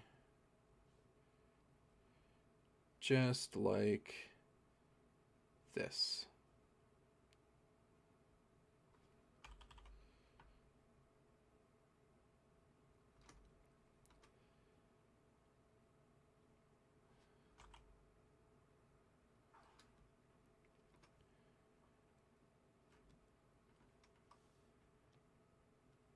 And that looks fairly reasonable.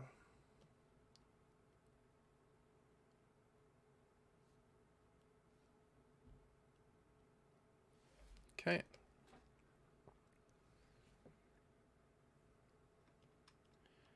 And then now let's figure out what the bounding box is going to be. So I do want this to bleed over a little bit. We're going to continue this line down to where it would normally meet. Make a layer underneath, fill, and then we can use our bucket.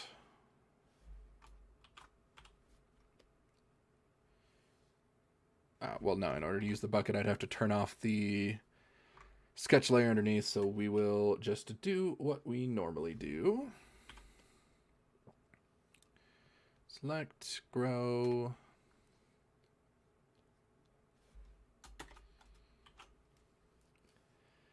And then clean up any bits that may be missing.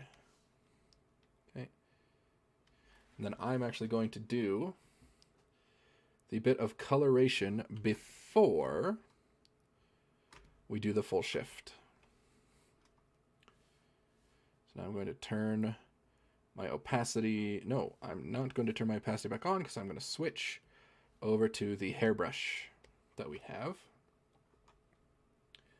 I'm going to lock both of these layers so that they are locked in and I cannot draw any random new shit.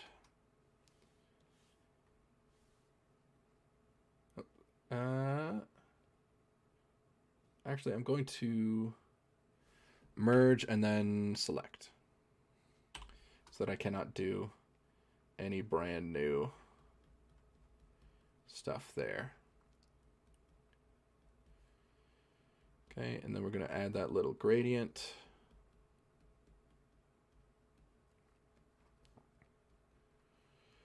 Towards the tips.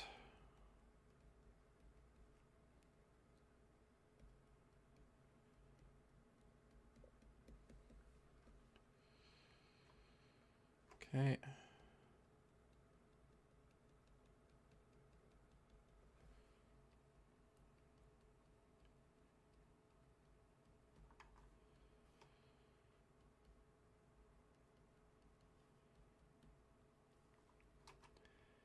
Then we add the thicker band.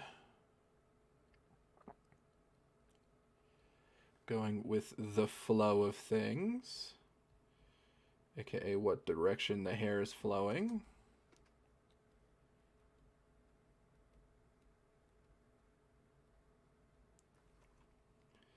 Then we do the true highlight band.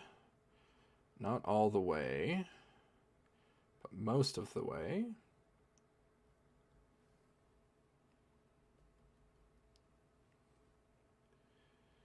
Bigger on the edges and creases.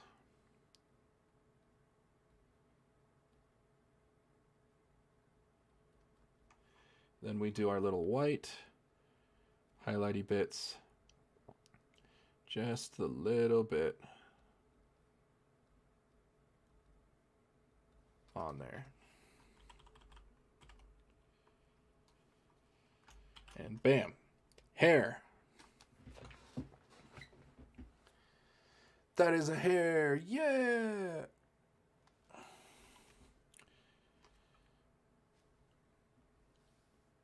Okay, and of course we're going to make sure our line is clean here.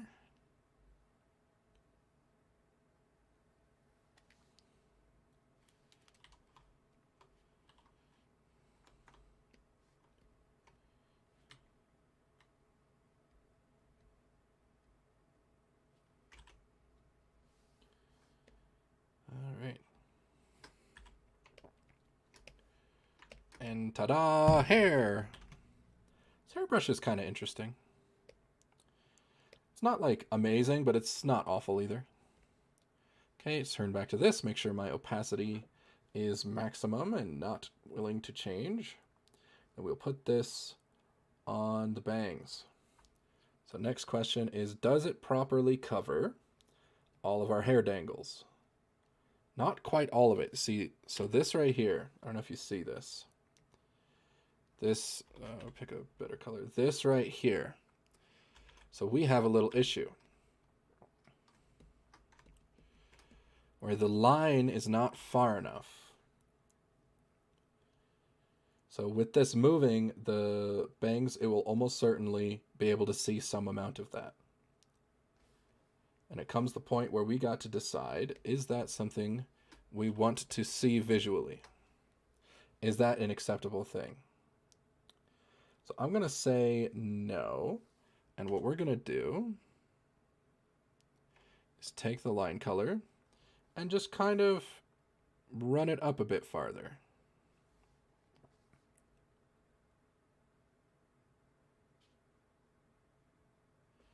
Which is A-okay.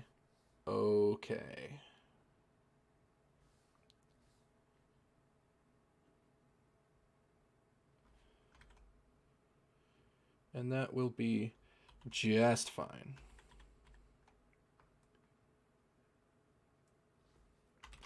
And there you have it. So now, even as the bangs move, it should still be a lot more readily visible.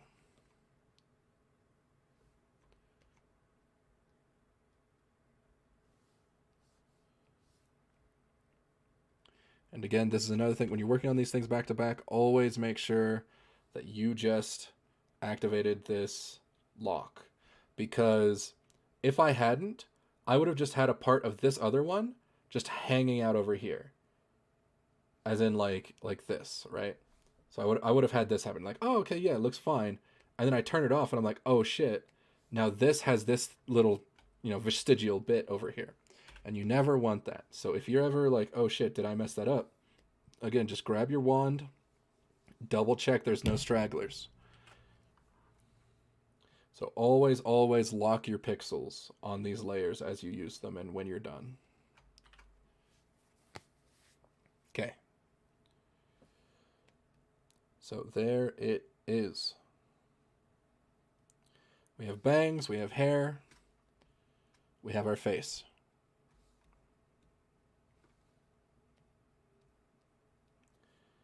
Next up would be the head hair, aka this stuff back here.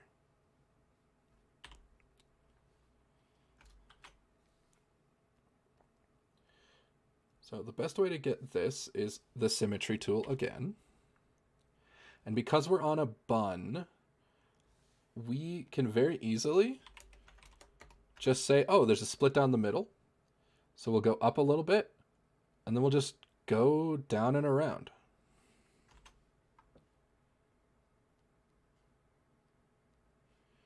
And then we follow the shape of the head downward.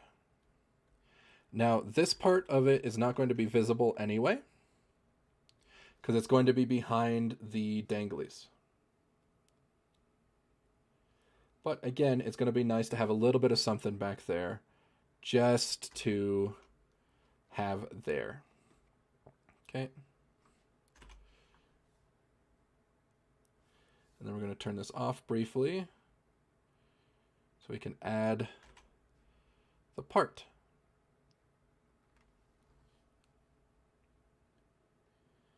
All right, and then we can turn off the head, then use our handy dandy selection tool.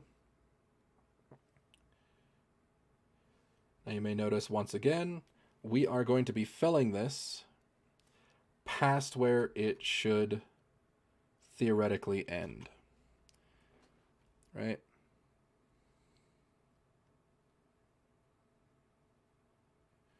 Because, oh, well, the head's going to be covering it. We don't need to fill that much. You may not need to, but you should.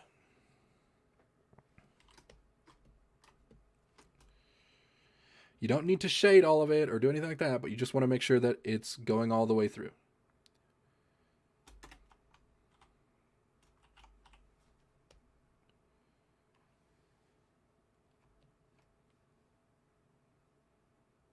Okay.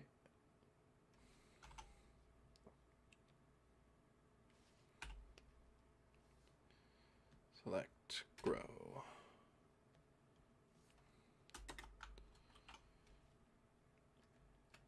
Okay.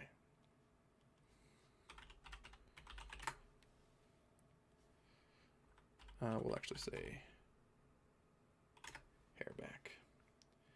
All right, so this is what it looks like. And then you may notice as we put on more layers, it just sort of fades into the back. And that is absolutely fine. That is kind of what we want. Because all our hair is being pulled into bun, and we don't really need too much. All we really need it for is this top part up here.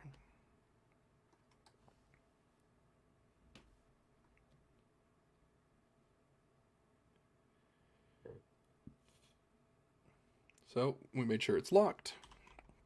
And we're just going to do a little bit of the same shading we've been doing. A little bit of what we've been up to.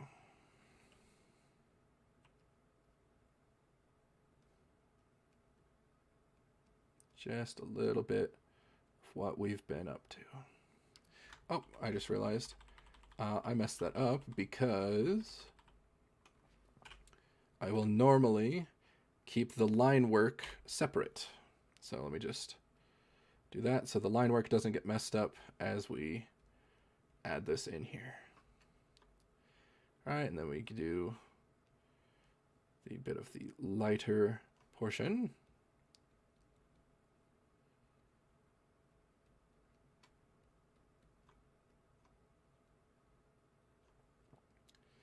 Then the light.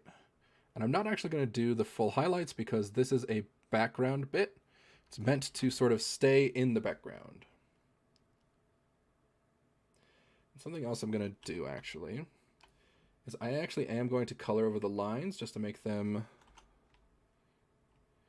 sort of vanish a bit.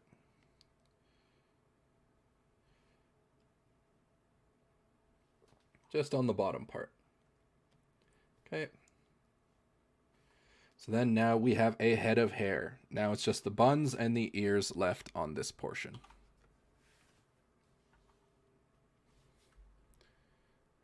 Check how's everything going over here. Looks like stream's still strong. No issues on the front of how it works or how many frames I'm dropping or nothing. Everything's still good. All right. So then now we have this, the back of the head / top of the head. It looks pretty reasonable. We've got the actual head. We've got the face. We got the hair danglies. And we got our bangs, which are all the way in the front. Now, I think I actually am going to trim the head a little bit. And again, this is sort of how it works. As you're going, you may find something isn't as needed or has something else different. And just trim as necessary. Because I didn't need that much head when the face is a certain way. Okay. And all of this merges over the top just fine. So next up, the buns. So let's go grab our color, which is going to be 80/30 on the hair. And now we make the meatball. Do this. Go over to our normal 10 pixels. Make sure we are opaque. Yes, absolutely. And then we start to draw it. Although, I'll actually turn everything off first so I can properly see my reference.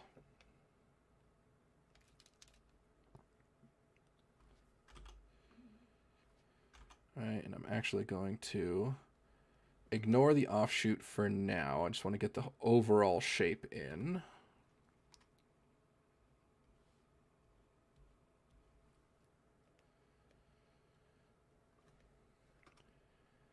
And again, we'll be closing that off soon enough. So like a ball of yarn, we're going to make hair strands all over.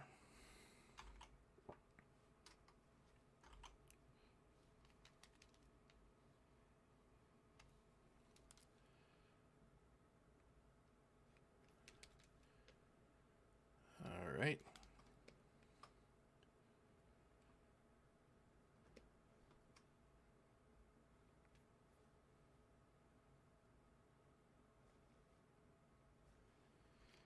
As we make this in here to look a certain way.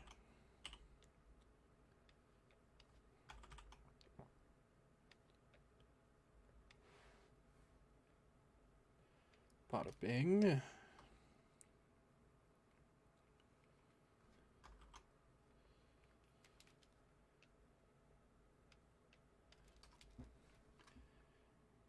Bada bing, bada boom.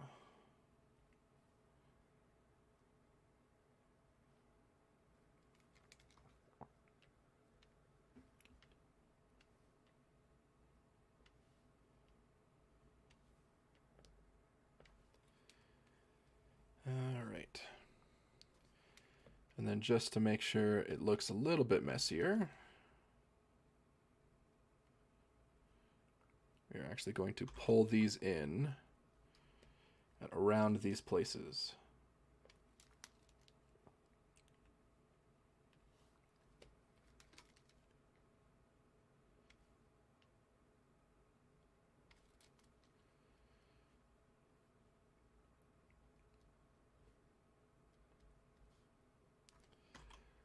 Bun, bun, bun.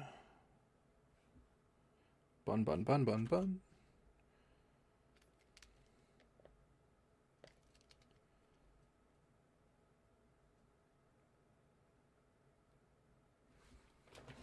Okay.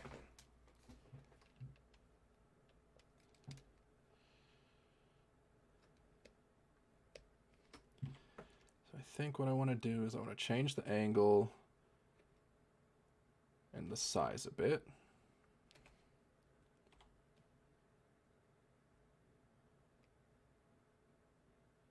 Be more like that. All right, and then let's see how this looks as this type of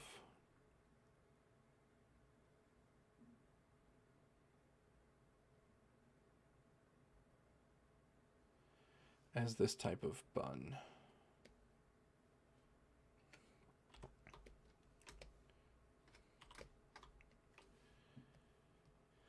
Okay, fill, and then turn on.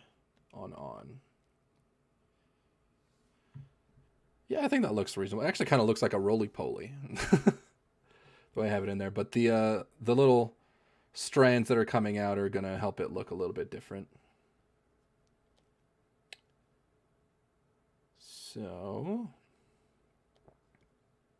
I just lost which layer I was. There it is. So I think that is okay. I will merge with below. So this is right bun, and I'm actually going to duplicate it now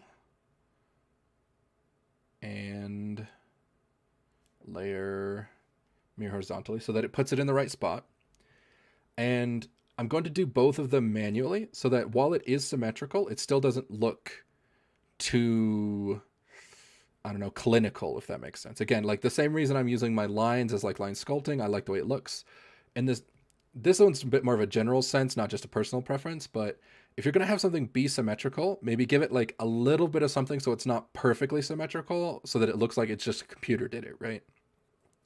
So that's why even though like the bangs were mostly symmetrical, I did like a couple of changes and I did the shading differently. So it's not just like mirrored shading. So it looks asymmetrical despite being mostly symmetrical. So it helps add to that effect. But first, let me add some strands.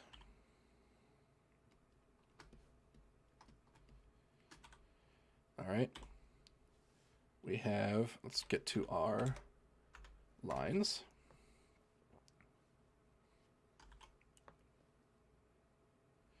There's this strand.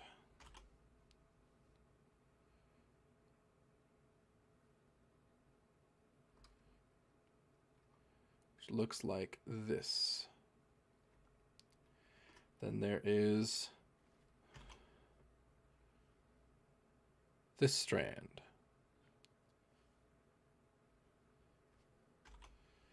That doesn't look like too much. Yeah, that looks like that.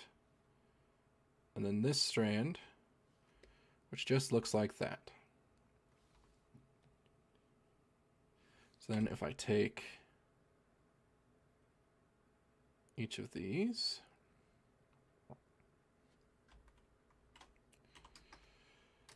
where's the normal color? I go underneath, give it this old, and this old.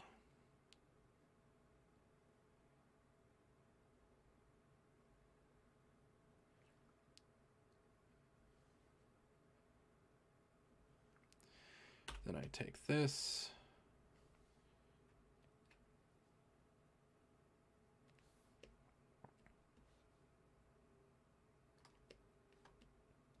So, deselect, I guess. Now select. What's going on? Why's my selection tool not working?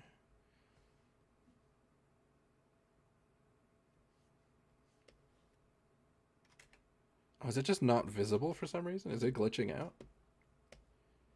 Yeah, I think it's just glitching out. That is so weird. Okay. Select. Shrink selection. Yeah, it's just not visible for some reason. That is so whack.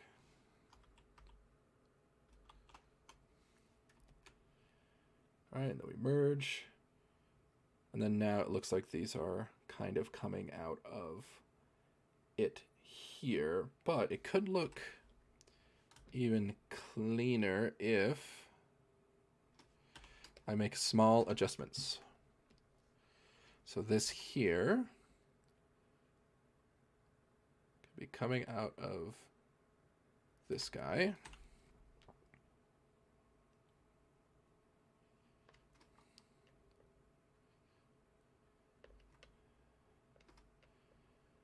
And going into there.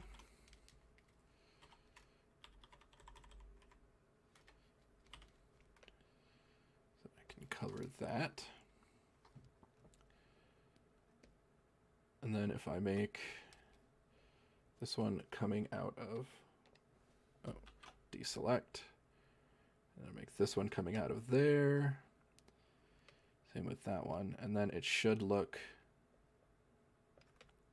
A-OK.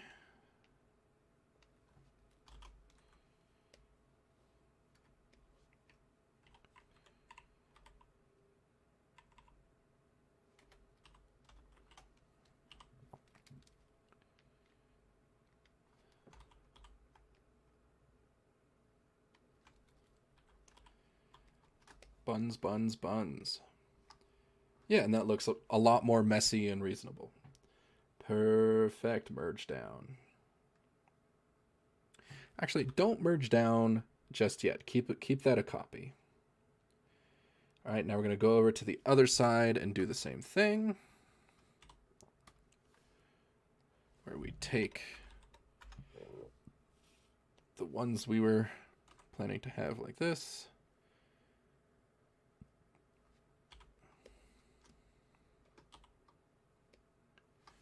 Ah, that's what happened. I was like, why is that the wrong color?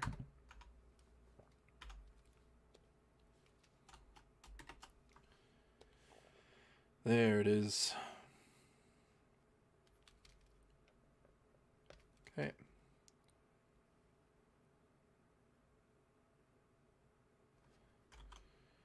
And then we have it go down like that.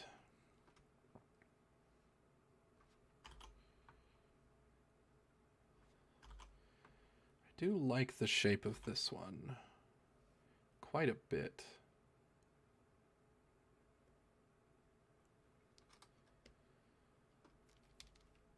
So I think I want to preserve that shape. Okay, and then this one's another one of the fat loop.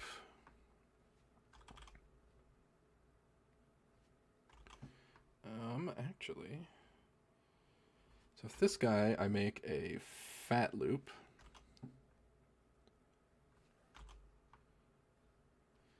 If I can draw a line, there we go.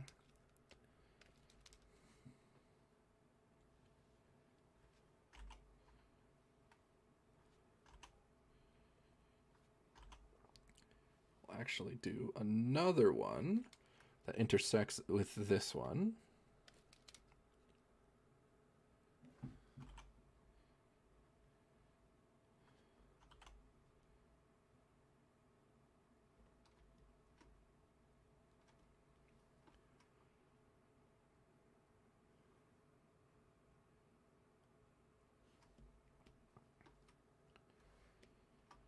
And hell, one more.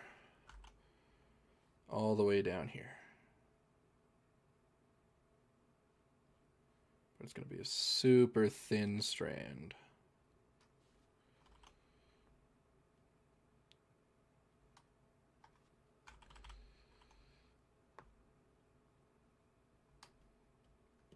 Okay.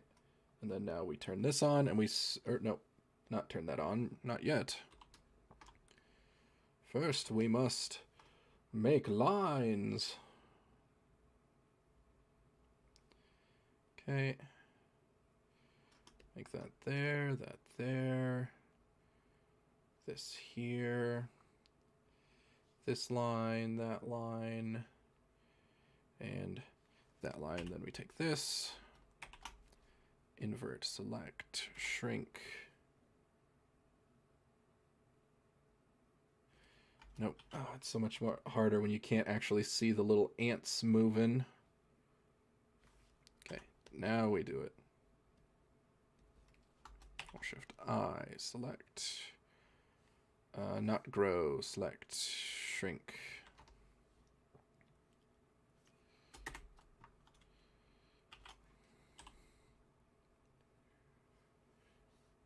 All right. Now I merge with that, and then we can turn this on and try to merge them.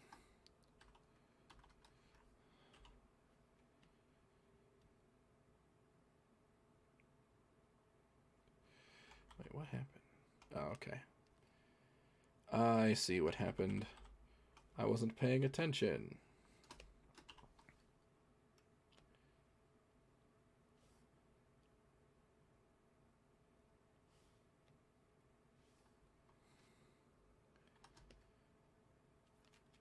Yeah.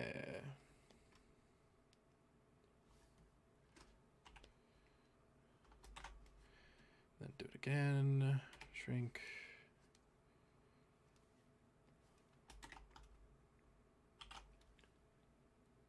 Beneath the lines, merge. Okay. Now, once again, we align it so that it can work.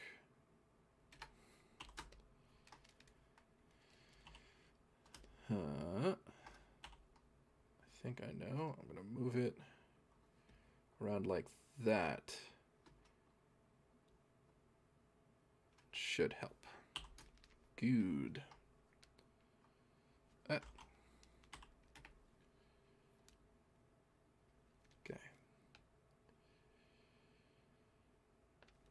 So you got this one.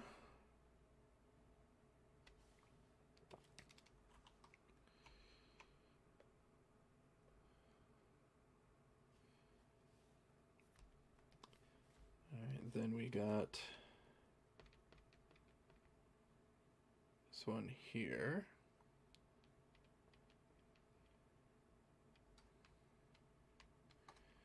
And this one. This one can look more along like that.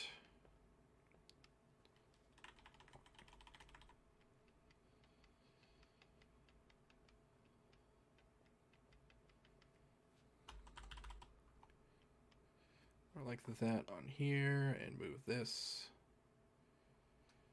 up to there.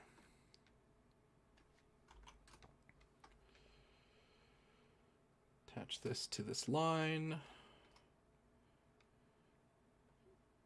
Move you out of that line.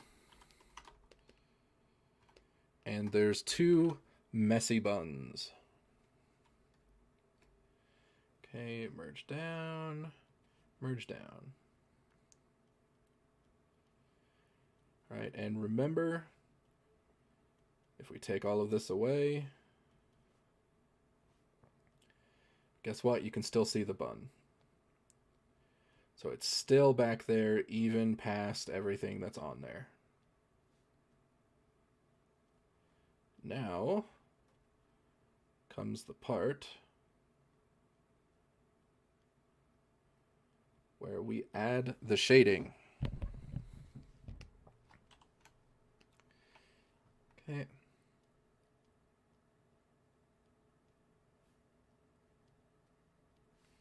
Alright, right button. Activate the opacity filter so I'm not accidentally marking anywhere else. Oh. I would like to preserve the lines, please. Oh, I can't see.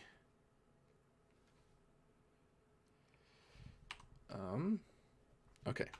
So I do it like that. So let me inverse it. Okay. Cool, cool, cool. So I've got it. It's in there.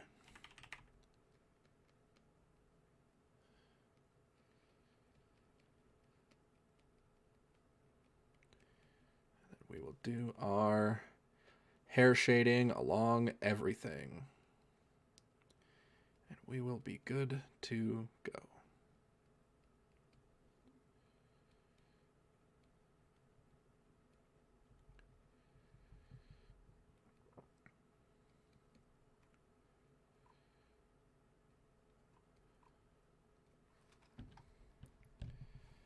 Sounds good, good, good.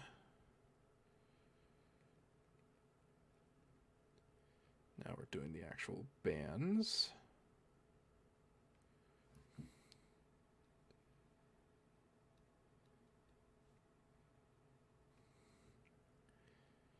Bum, bum, bum, bum, bum, bum.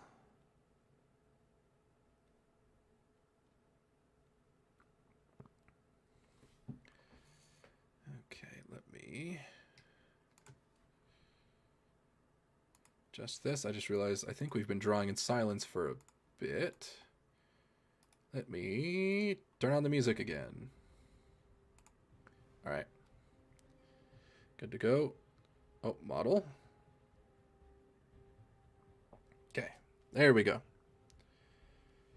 So, next up, we're doing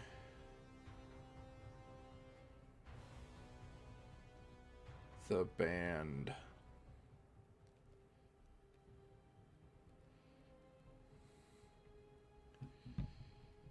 Not the band.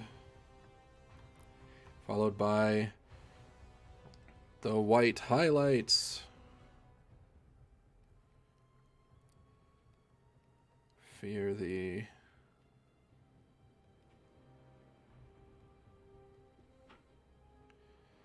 All right.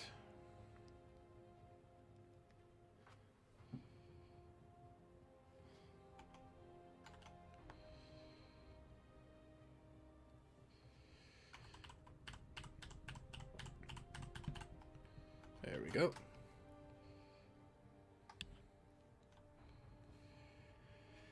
Now we do it for the other bun.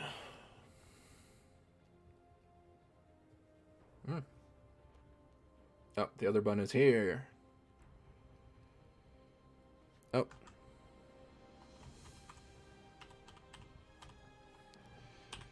Remember, I gotta use the... whatchamacallit. Okay, there we go. Everywhere but the edges on these guys.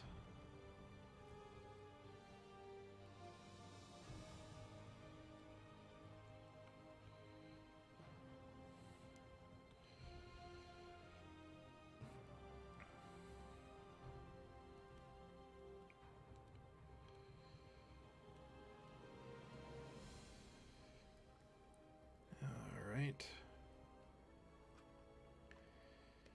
Then we do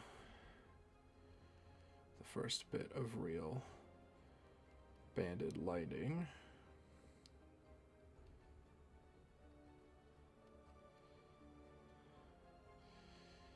Yeah. Make it all appear round.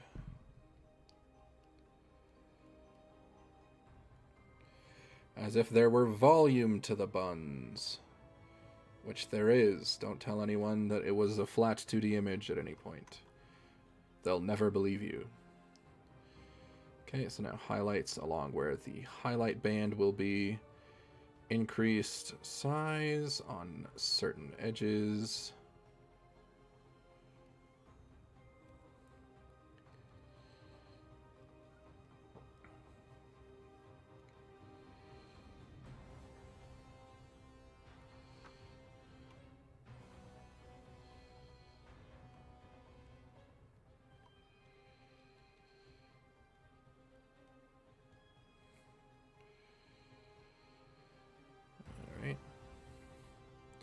And then now for the white light.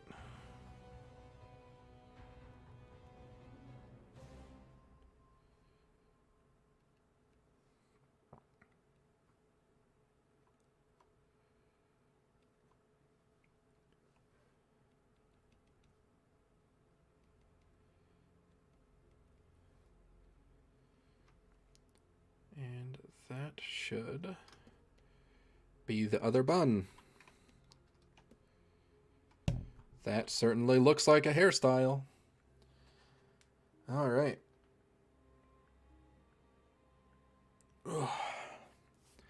So we are almost all the way done with the head, which if you remember when during the section where we were going over layers, the head had the most layers by far. So with that, we're probably already about a third of the way done. As crazy as that sounds. Maybe not necessarily like amount of drawing, but like number of layers and individual things that we need to draw. We are a good chunk of the way done. Which is hype. That's good. That's what we wanted. So, we make sure this is left bun, right bun. Alrighty. Next up, ears, which we put in a separate little folder. Let's go ahead and turn off all these other things again.